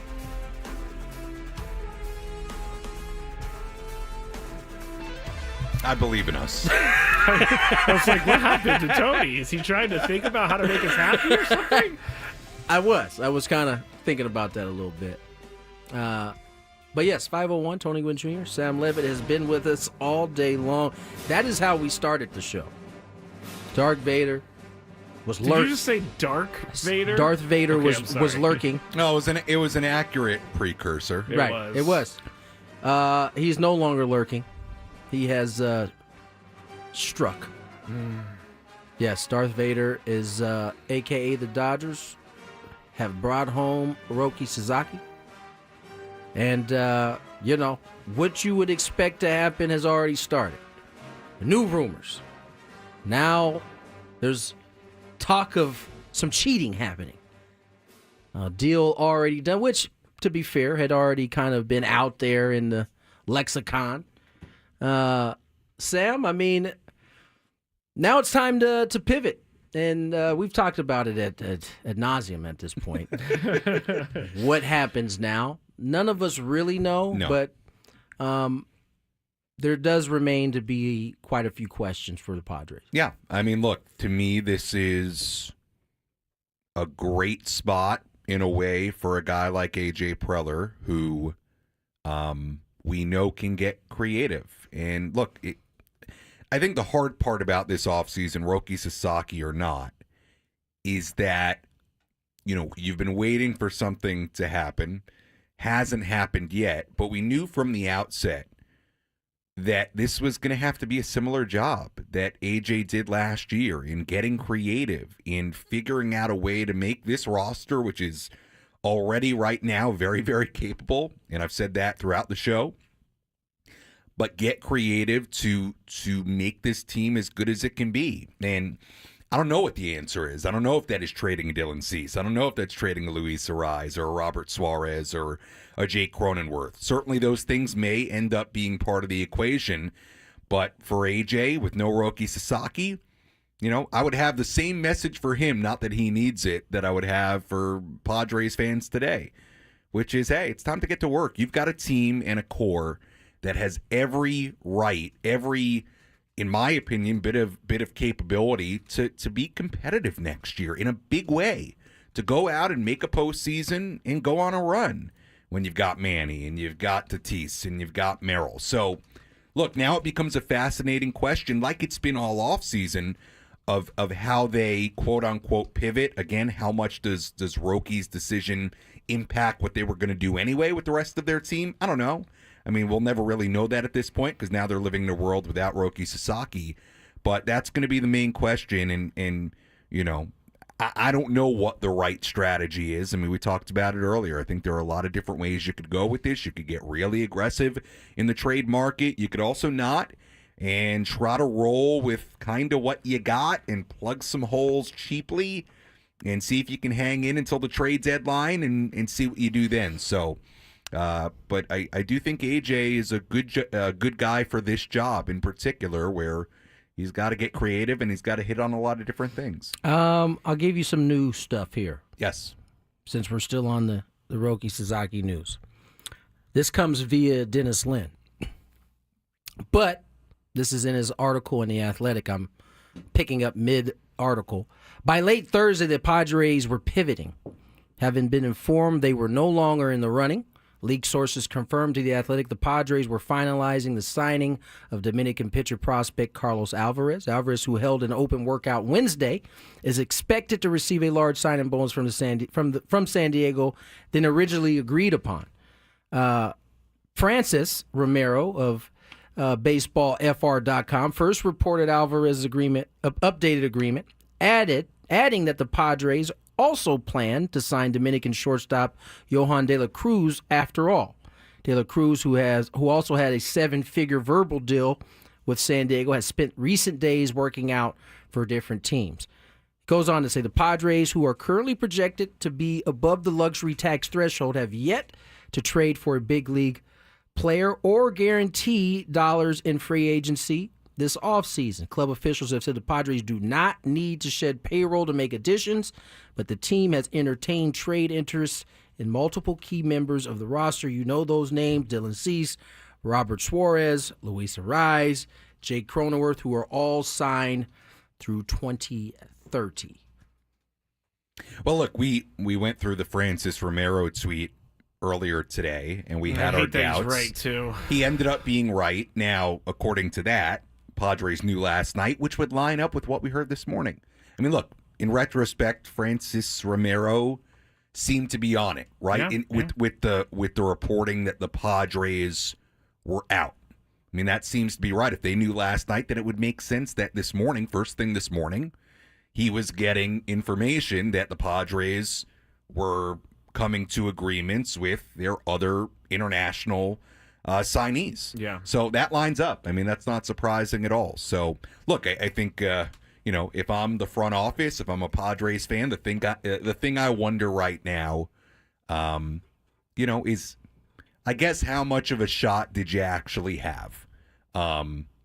If you want to believe there was funny business with the Dodgers going back a ways, again, we don't know. Clearly, from the outside looking in, it appears there was a process of vetting teams, of doing their due diligence on the part of Roki Sasaki and his representation.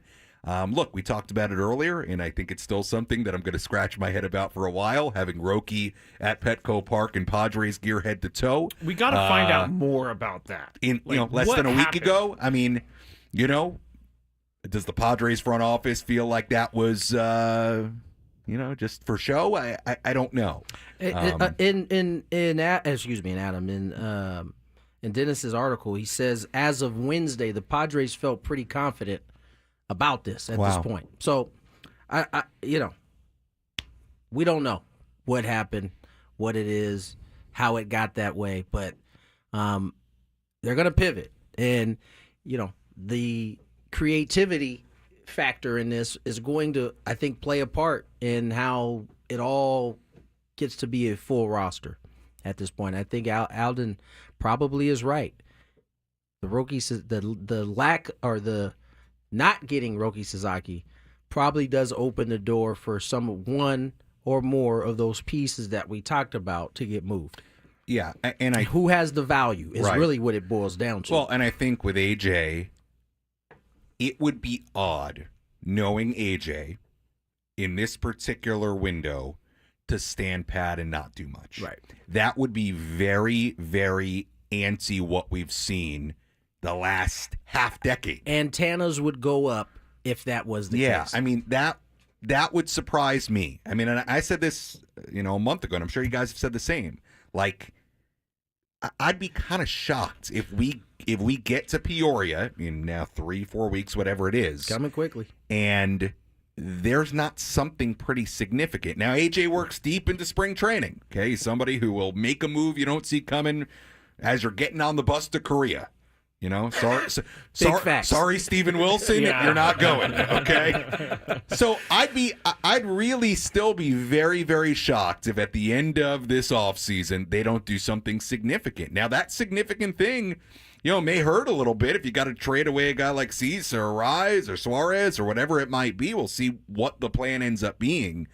But look, this is a group that has, to me, the core to be really competitive in 2025, and you've got to treat it that way. But that'll be up to AJ how he wants to approach it. I promise by Tuesday I'll be over this. When we get back, because we have Monday off, I'll be over this. I mean, I'll believe it when I see it. I know. I honestly earlier did feel pretty stupid because I have been talking about this on the Skraby show since the beginning of the year, since last year, making all these points that, like Jim Bowden said about how he is, not necessarily looking for a big payday. He's maybe looking for a smaller market. He can't look for a big payday. Well, right? Yeah, I mean, he got $6.5 million from the Dodgers. This is just this is a bummer, and I was ready for it. And it was still a bummer. If you want to see Roki Sasaki pitch without a Dodger uniform on, this is your best chance right now. Get on MLB Network. He's pitching against Team Mexico. as the starter for Japan.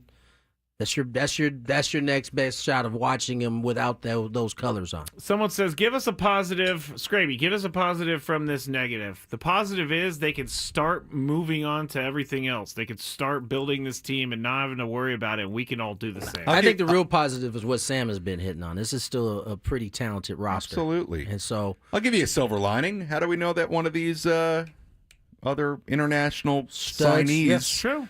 doesn't end up being a Hall of Famer? I mean, years away. For many of those that have, been adamant about keeping the two studs that they have now, these are two more pieces that hopefully are along those same lines.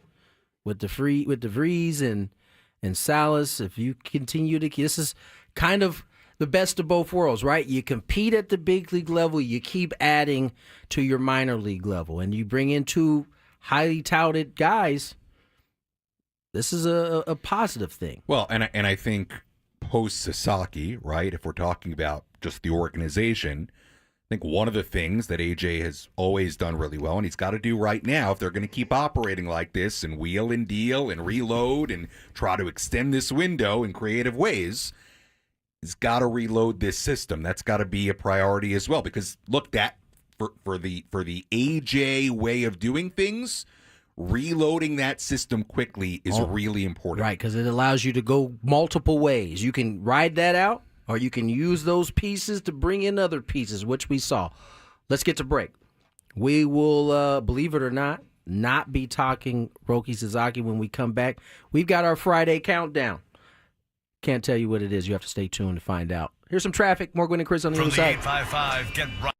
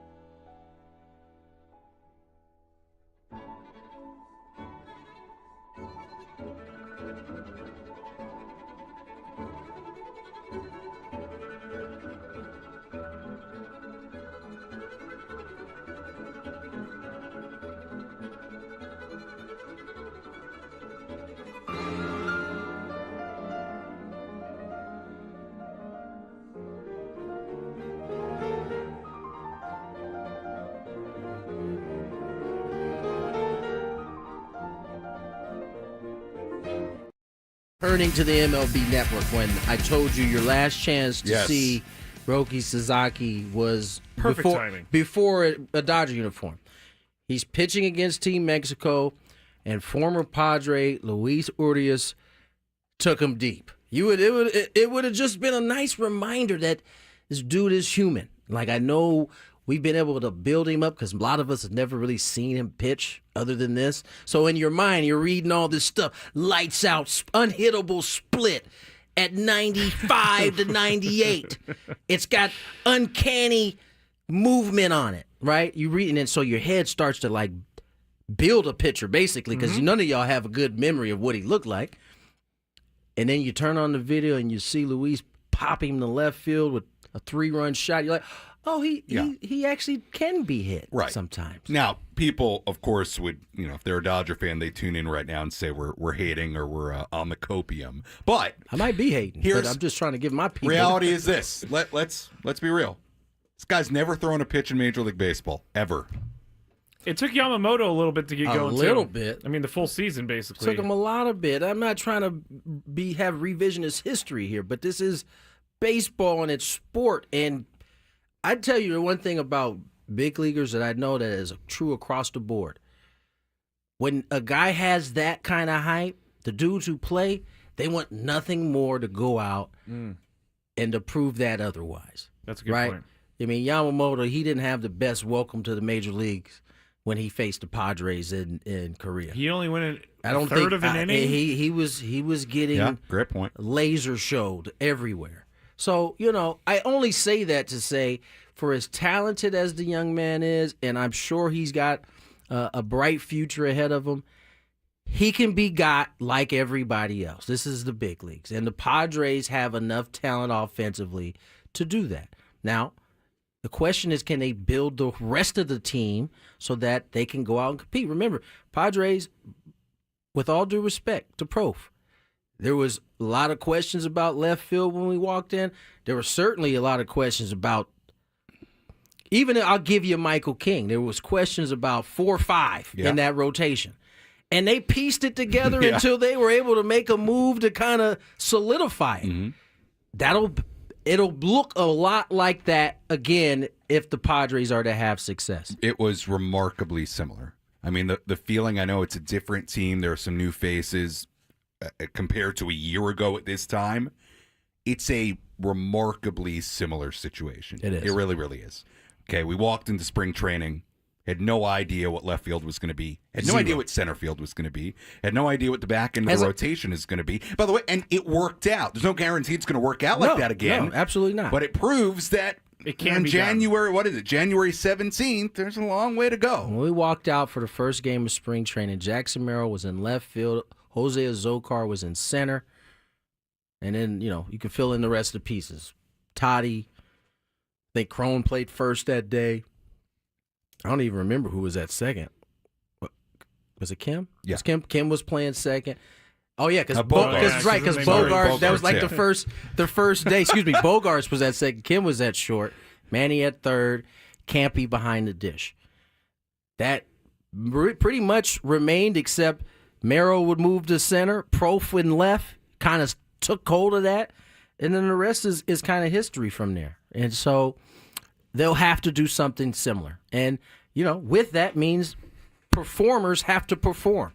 I think, as it's constructed right now, big years have to come from a Manny, a Bogey. Manny produced. He did what he had to do last year.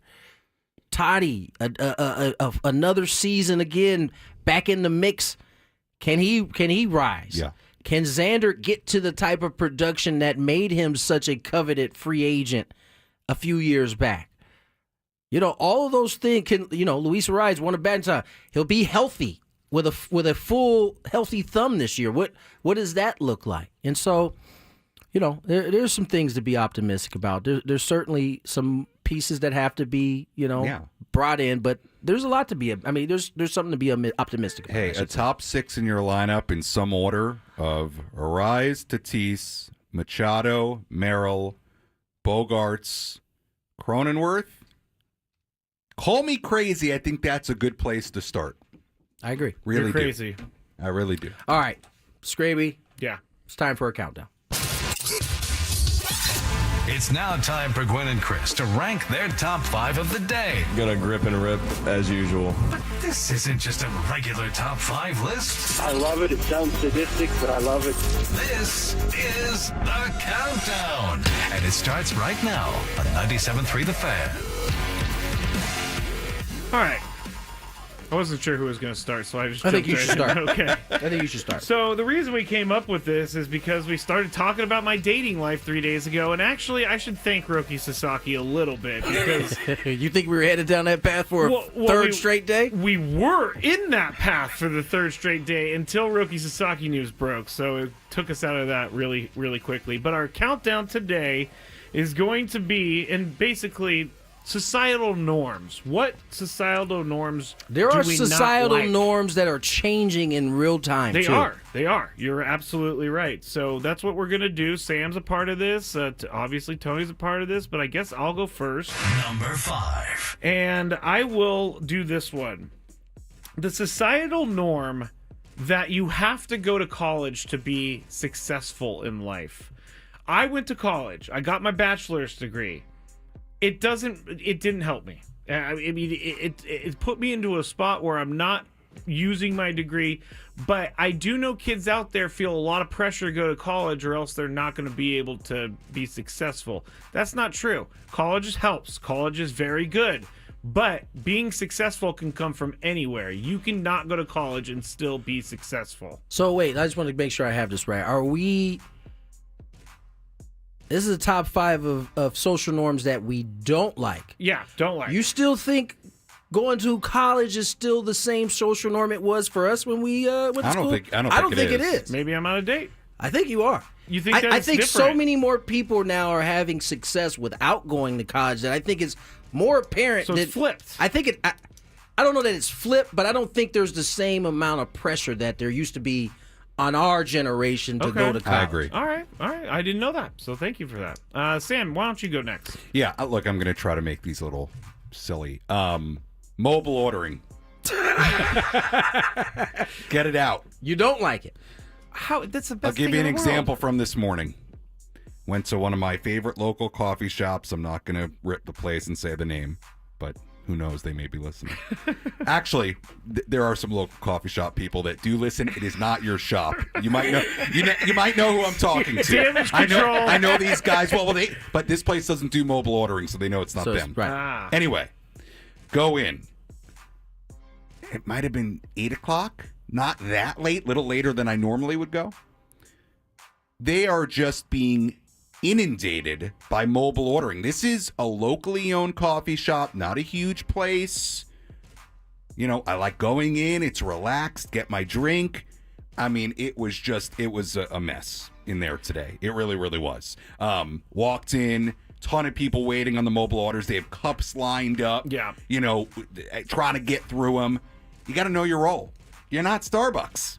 This is a great point. You're a local place. I see what you're and saying. even Starbucks does it wrong. It's a great point. You can't wreck your in-person business with the mobile ordering. No, you're right, because I mobile order my Starbucks sometimes, and then when I do go in there, I'm sitting there waiting for the mobile orders to be made before I'm like, right, but you can just get me out of there. As an in-person at the register customer, if you can't handle the mobile ordering, then you shouldn't do it, because you're kind of wrecking your great experience. Yes. Know your role.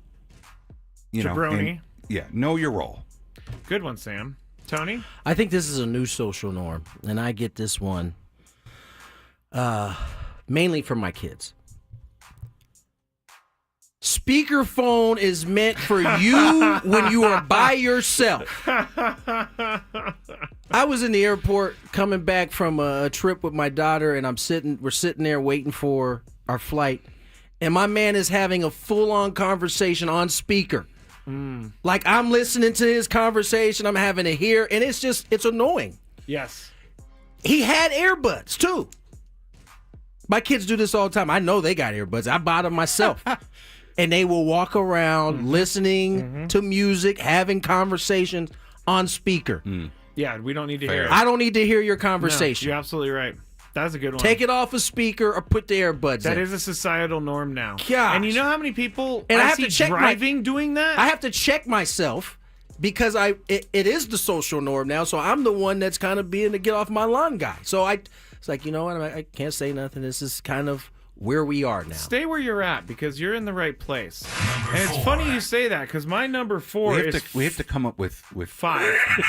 FaceTiming in public. Think of a second. Because that's really. You don't have to participate, Sam. I got my 5, but Tony was spot on. We don't need to hear your conversations. I remember I was on a flight from San Diego to San Francisco. And in the seat next to me, a guy was doing a FaceTime on the plane using the internet with his wife who was in her bed at home. It wasn't fun or anything like that. But I don't. Was it fun? What do you mean by that? It wasn't like We get it. I don't need to see your people that you're talking to. FaceTiming in public is bad. Bad, bad, bad. Sam? Tony, I'll go now. I got you, brother. Number 4 on my list. We gave him 3 days to prepare for this, too. You did. Respecting personal space. I think people have no concept of personal bubble anymore. That's a great Either one. that or our bubble has shrank. It's a lot more like a phone it was booth. just 6 feet like 4 years, 5 years ago. Maybe that's why. Maybe people are like, I can't be that far away from human touch ever again. But I do feel like people are in my bubble a lot more than I would like. That's not a bad one. I can't believe I didn't think of that one. Number 3. My number 3 is societal norm of I guess this is more from when I was a little kid. Body image. Because I don't like how I look most of the time. And I believe when I was a kid, and Tony, you may be a part of that generation where everybody had to be attractive, everybody had to be strong, everybody had to be skinny, everybody had to be blonde. And I was none of those things. I was just a kid, and I felt like I was ugly as a kid because I didn't look like Arnold Schwarzenegger. Body image. That's what you're going with. All right. Societal norm. I got one. The idea, especially for my generation and below, no, actually, I think everybody right now, the idea that you always have to be watching a TV show. You always have to be on these shows, these streaming shows. This is a good one. You know what? I don't watch any of these shows. When I turn on the TV, I turn on my little YouTube TV and I channel surf. I might put on the local news. I might put on Bravo. I might see what's on ESPN, whatever it might be. Surfing. This idea that every time I turn on the TV, I've got to start watching some streaming show and be in the midst of watching a show. I tell people this, that I don't really watch any shows. Not a priority, not what I do, not my inclination. When I turn on the TV, they look at me like I got 3 heads. I swear. What do you watch then? Like when he you just turn said on the he TV? surfs. That's how we all used to watch TV. The only reason why we can't now is because you stream and it's harder to skip channels. You can't. Why do I always remember gotta you be used watching to the show? You could just hold the button down and it would zoom through and you can get a quick look. You can't do that no more. You gotta really settle in. That's true. I just want to find something and put it on there. Here's my number 3. And it really is a social norm that I like that they don't do anymore. Eye contact when somebody's talking to you. Ooh, tough. The younger generation, they don't. They look everywhere but in your face. Yeah, I sometimes It's have. like crazy eyes from the Jets over there. Adam Gase. He's just. I don't like that. So either. It funny makes me you bring that uncomfortable. up. One of my goals in the new year is trying to, when I'm talking to somebody, trying to hold eye contact. I'm not great. I'm not perfect I at it look either. away. Yeah. I'm a big look away. Me yeah, too. It's hard. Me too. And I it's can't nothing do it. against the person. It's like fighting my brain and my natural inclination. And I think that's where we're all at. Yeah, but I wonder Some if it's a phone thing. I wonder if it's a screen thing. It's hard. I've noticed it. Yes, big time. That is true. I did. Yeah. Not just a generation. I'm talking about all generations now. I just get uncomfortable when I have to make any small talk by myself, and then I fill the time, and it's just bad. Are we on 2? We are on 2. All right, number 2 for me, societal norm that I don't like. Having money means you are happy or successful. You can be poor and still be happy or successful. And the reason I'm bringing this up is because for a long time I compared myself to my friends who had money and were successful, but I found out much later they weren't that happy. And so I realized, you could be happy and make no money and still have a good life. So there you go. Societal norm. You don't need to be rich to be happy. My societal norm. You don't need an apartment full of furniture and things on the walls. You can have blank walls. I lived for Spoken many, like a many true years. Many years, and I kind of still do. I disagree with this now one. It's a serial killer room if you I go have into furniture it. now, but I still don't have much on the walls. This idea that that a home is not a home unless you've got all the necessary items, you've got things on the walls, you've got things to give it personality. It's lovely if you do, but you know what? It's not for everybody. So be more open-minded to different ways of living and operating inside your own home and things that make you comfortable. I mean, my apartment, I never really put things on the wall because I didn't think I'd be there for multiple years, but I ended up staying a while. But when people walk no in, more furniture pressure. When people walk in, do they I don't think have they're guests. in some sort of murder den? No, that Because was you my have apartment in nothing? Amarillo when I had a beach Murder chair den. in Amarillo when I had a beach chair and my A TV on the beach chair? Yeah, TV on the TV box. All right, I've done That that was too. that. I've done that too. All right, number 1. Oh wait, you didn't do your number 2. Avoiding gossip and rumors. That used to be actually a thing that we did. Now it is like big business. And so we are all like diving into rumors and innuendo. And a lot of times it ends up being completely false. But this is kind of where we are. Like Roki Sasaki, like that he wanted to go to a small city and he wanted to go to a place where he could be in the background. Exactly. And then he chose the Dodgers, which is the opposite of all of that. Number 1. All right, my number 1 societal norm I want to change is the drinking habits. Whenever I say I don't drink, it's like sometimes the response is, "Oh man, you're just a quitter," which is hilarious. Who says that? People do. Oh People my do. God, that's But crazy. I don't think that you need to drink everywhere you go. I used to do that, and it was bad news. I don't mind people drinking. I just can't drink. But when people like try to put a drink in my hand or say, "Oh, come on," who are these diabolical people? They're out there. They're out there. So the drinking rules in society I'm not into. Sam? You go first, Tony. This is this is one that I don't think we're ever going to get back. Uh-oh. Putting the needs of others ahead of your own. Ooh, yeah. I don't think that's something that we practice at all anymore. Nope. It is in every man or woman for themselves. Yep. I don't like it. I wish we would go back the other way, where we actually thought about one another before we did something. Yeah. It was a better place. That is nice. Wasn't as much money out there, but it was a better place for all of us to kind of. Yeah. I agree with you. You know what I'm saying? I agree with you. Now it's just like, how many people can I push on the ground as I'm going towards the door? How many people can I step on before I get to where I need to get to? All right, Sam, what's your All number right. 1? This kind of goes back to our dating conversation. I wish I would have done this earlier. I literally Googled societal norms that people want to do You wanna away know with how it. you get it brought done up in a 5 BuzzFeed minutes. There you article. go. Yeah, see, I didn't think of There you this. go. I'll read this one, but it's right. Skraby, you'll like this. Waiting a certain amount of time before texting back so you don't seem desperate. I don't know if Skraby get likes that one. Now this is like a dating one. Yeah, no, I get that, and I understand that it looks desperate if you immediately reply. But I'm on my phone a lot, and like if it Doesn't mean you need to reply. No, but I feel weird when I know I have a message waiting. And Well, I the need point to... is not replying because you're trying to play it cool or make a point or not reply too fast. Riz. Gotcha. But some would argue you gotta gotta play wait. the game I a little get, bit. Yeah, I think you gotta play the game, man. Societal norms. I think you gotta play the game. The women are still playing by some of these societal norms, so you gotta get with the program, player. Scraby just wants to be loved. No, I He's a just big want to be teddy alone, bear. and no one wants me to be Or alone. that. Is it my last one, or is that one? Was that one? Yeah, this is one. Yeah, Okay. this is your last one. Speaking quietly in a public place. Oh yeah. Loud talkers everywhere. Yeah. You know? Yeah. And I'm not talking about at the mall where like when you come inside like, I don't know, a place of business that's not a mall or a shopping center. Yeah. Just a lot of loud talkers. Like Yeah. I feel like I know your business from the moment probably you walk one of in. them. Yeah, don't need it. Don't need it. That's my 5.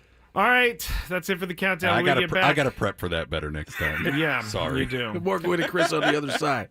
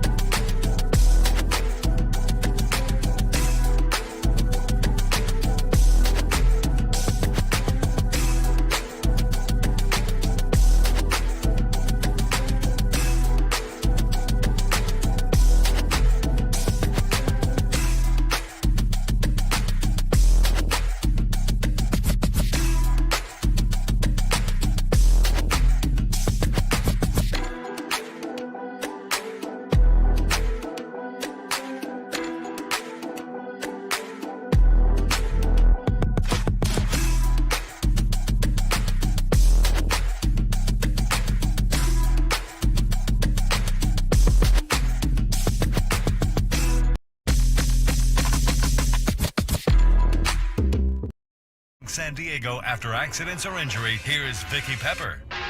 In La Mesa, 125 South at Spring, a crash involving a motorcycle in the center divider. I'm Vicky Pepper with Gwynn and Chris on San Diego's #1 sports station, 97.3 The Fan. We got our NFL guest on the line. Greg Camarillo joins us, friend of the show. And Greg, how's your Friday going, my friend? Oh, it's going well. It's a beautiful Friday and on the verge of some playoff football. We are on the verge of some playoff football. We've got, I think, ideal weather, playoff weather for these games. And so it means we might get some snow. It's going to be cold. Yeah. Let's start with, shall we, the Chiefs and Texans. These two have matched up a couple of times in the postseason over the last 4 or 5 years. Chiefs have been victorious. They did go down big one of those games. I think they were down 31-0 at half, marched down to win. I mean, how do you see this matchup breaking down? Well, I see it being very one-sided. The Chiefs are going for their third straight Super Bowl, the first team to ever pull that off if they can do it. But I'm trying to make it fun in my mind, ignore the spread, and try to come up with reasons why the Texans can win, which is tough because I don't believe they actually can. But, the things I look at are the Chiefs haven't actually tried in a football game since Christmas. Yeah. And that seems like a long time ago. So, there's going to be a factor of rust for the Chiefs. Now, they're super experienced in the playoffs. They've played in every big game possible. So they know what it takes to get ready. But you still it's going to take time to wear off that rust. We saw that with the college football playoffs with the teams that had byes, didn't do very well. So, the Chiefs may come out a little slow, may take them a while to get there. And then the other argument would be that the Texans defense, what we saw them do to the Chargers, they're amazing. Yeah. D'Amico Ryans gets his guys fired up. And they were all over Justin Herbert, made him look like an average run-of-the-mill quarterback, which he's not. But at the end of the day, Tony, it's Patrick Mahomes, it's Andy Reid, it's Travis Kelce. They basically took the whole season and just kind of played it lightly for this moment in which they turn it up. And so I don't see the Texans putting up too strong of a fight. Greg, let's talk about the second game on Saturday, and that's the Commanders at the Lions. Obviously, Washington had a great win against Tampa Bay to get into this game in Detroit. Lions, great offense. Ben Johnson doing a great job calling the plays. Jared Goff, what that offense has done all year. But to you, what's the key for Washington? How do they make it a game against Detroit? Because, as we know, Jaden Daniels, he's had a great year and certainly had some moments during that game against the Buccaneers.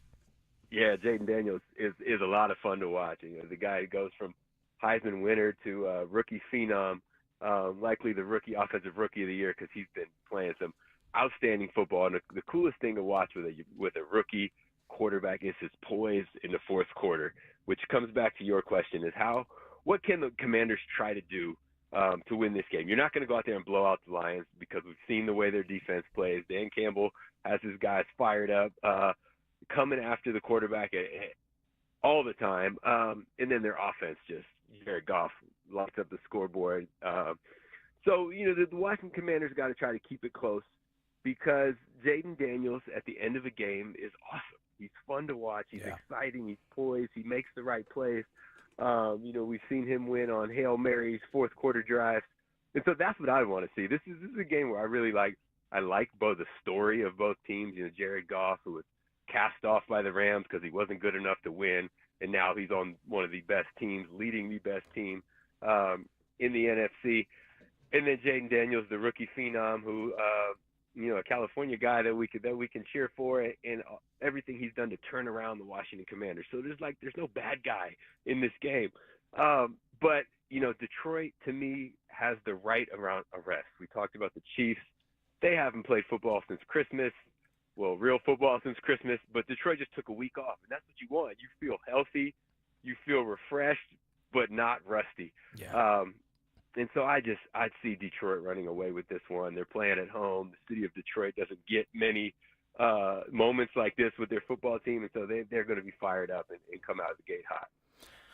Let's move to Sunday as Greg Camarillo, our NFL analyst, joins us here today. And Greg, They say they saved the best for last. These two games on Sunday may very well be the most intriguing matchups of these last four games. The first game up is the Eagles taking on the Rams. Now, I think throughout most of the season, the Eagles have been considered the team to beat in the NFC, but it looked a little bit different last week as Jalen Hurts returned from the concussion. The Rams, on the other side, are probably one of the hottest teams coming into this tournament. This, aside from the Buffalo Ravens matchup, this one seems like a coin flip. Yeah, and this is a fun one, Tony, and this is where we're going to get some of that winter weather factor that you were talking about. Now, the Rams, so I used to play for the Vikings, so last week I was excited to see the Vikings, may start their run, and the Rams just flat out embarrassed them. That was rough. Just hard to watch, man, but that's what Sean McVay does.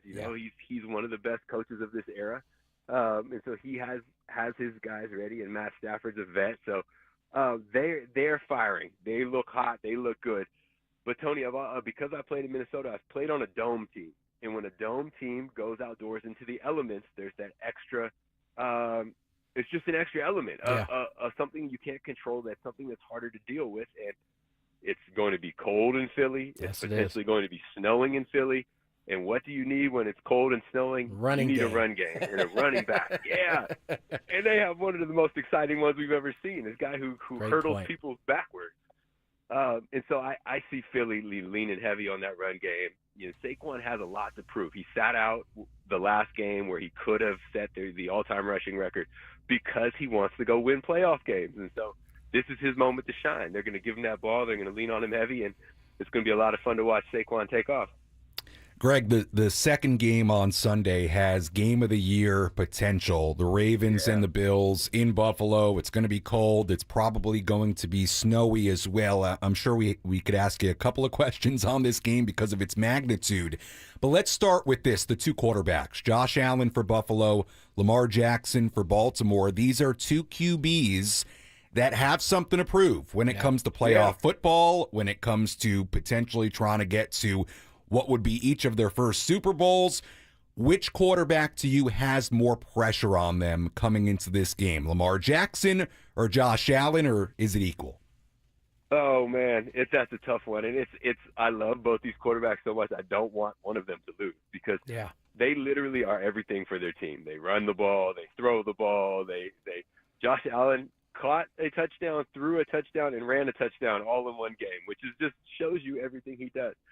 I think there's more pressure on Lamar Jackson just because of his MVP status, and we've already heard this story of he can't win in the playoffs, which is not necessarily fair, but that's just how the greats are judged. And Josh Allen has yet to get that ring either, but Lamar Jackson has 2 MVPs, might get his third one this year if it doesn't go to Josh Allen, but it is hard to be recognized as one of the best ever without winning a Super Bowl. And I think it's Lamar Jackson's time. But, man, what 2 juggernauts, what a great game for the NFL to have. Like, this is the story. 2 MVPs facing off in the playoffs. The weather's going to be a factor, but both of them can run. It's awesome, and I'm excited to see that. But I do think the pressure is leaning more on Lamar. That being said, Greg, I think one of the things I hear often from my football friends is that when the weather's this cold, the defenders start to have an edge because they're the ones generally laying the hit on the opponent. You just mentioned a running game. It would seem to me that the Ravens have the advantage here in that category. I know Josh Allen, as you say, can do a little bit of it all, but they got a dude in that backfield in Derrick Henry that seemingly in this kind of weather would be utilized in a way that starts to wear you down defensively. Yep, and that's exactly what they got him. This man is the size of an offensive lineman, but runs like a running back, and that's what you want in the snow. They have a turf field, so footing shouldn't be an issue. So Lamar Jackson can still move, but cold weather slows down some of those quick movements. But cold weather, even if it slows down Derrick Henry, he could still run straight into you and over you and stiff arm you. And so this is exactly what they got him for. In a game like this, you don't have to rely just on Lamar throwing the ball or just on Lamar running the ball. He's got his sidekick. He's got his guy in King Henry. And he is going to get a heavy dose of the football this weekend. Greg, obviously we can talk about the snow, the conditions, the cold, how that might impact the game, but let's just focus on each defense in this Buffalo-Baltimore matchup, because in the wild card round, neither defense had to face an offense that was anything like what they're going to face, right? The Broncos having to go into Buffalo. Pretty easy matchup there for Buffalo. Russell Wilson didn't look great against the Ravens in the wild card round. Which defense out of these two teams do you like better? Oh, wow. That's a good one. Probably Buffalo. And it's the good thing about who they're facing this week is they're both going to be used to running quarterbacks. Now, they're totally different running quarterbacks. Josh Allen will run you over, and Lamar Jackson will run around you. But both defenses have prepared to face a running quarterback because they've been facing them all through training camp, all through the offseason. They've seen it. They know it. But Buffalo's defense, when the weather gets cold and you're at home providing the excitement for those Buffalo fans, which are going to be drinking all day, smashing tables, wearing no shirts in the snow, that they'll have the advantage right there. No doubt about it. It should be a fun weekend of NFL football. Greg, as always, man, appreciate you coming on and checking in with us, and we'll check in with you next week. Sounds good. Appreciate you, fellas. Greg Camarillo capping off our Friday show. Sam, thank you so much for coming in, man. Appreciate you guys having me. Had fun. We'll be back Tuesday. Long weekend. Enjoy your Martin Luther King Day. We will see you Tuesday. Have a good night.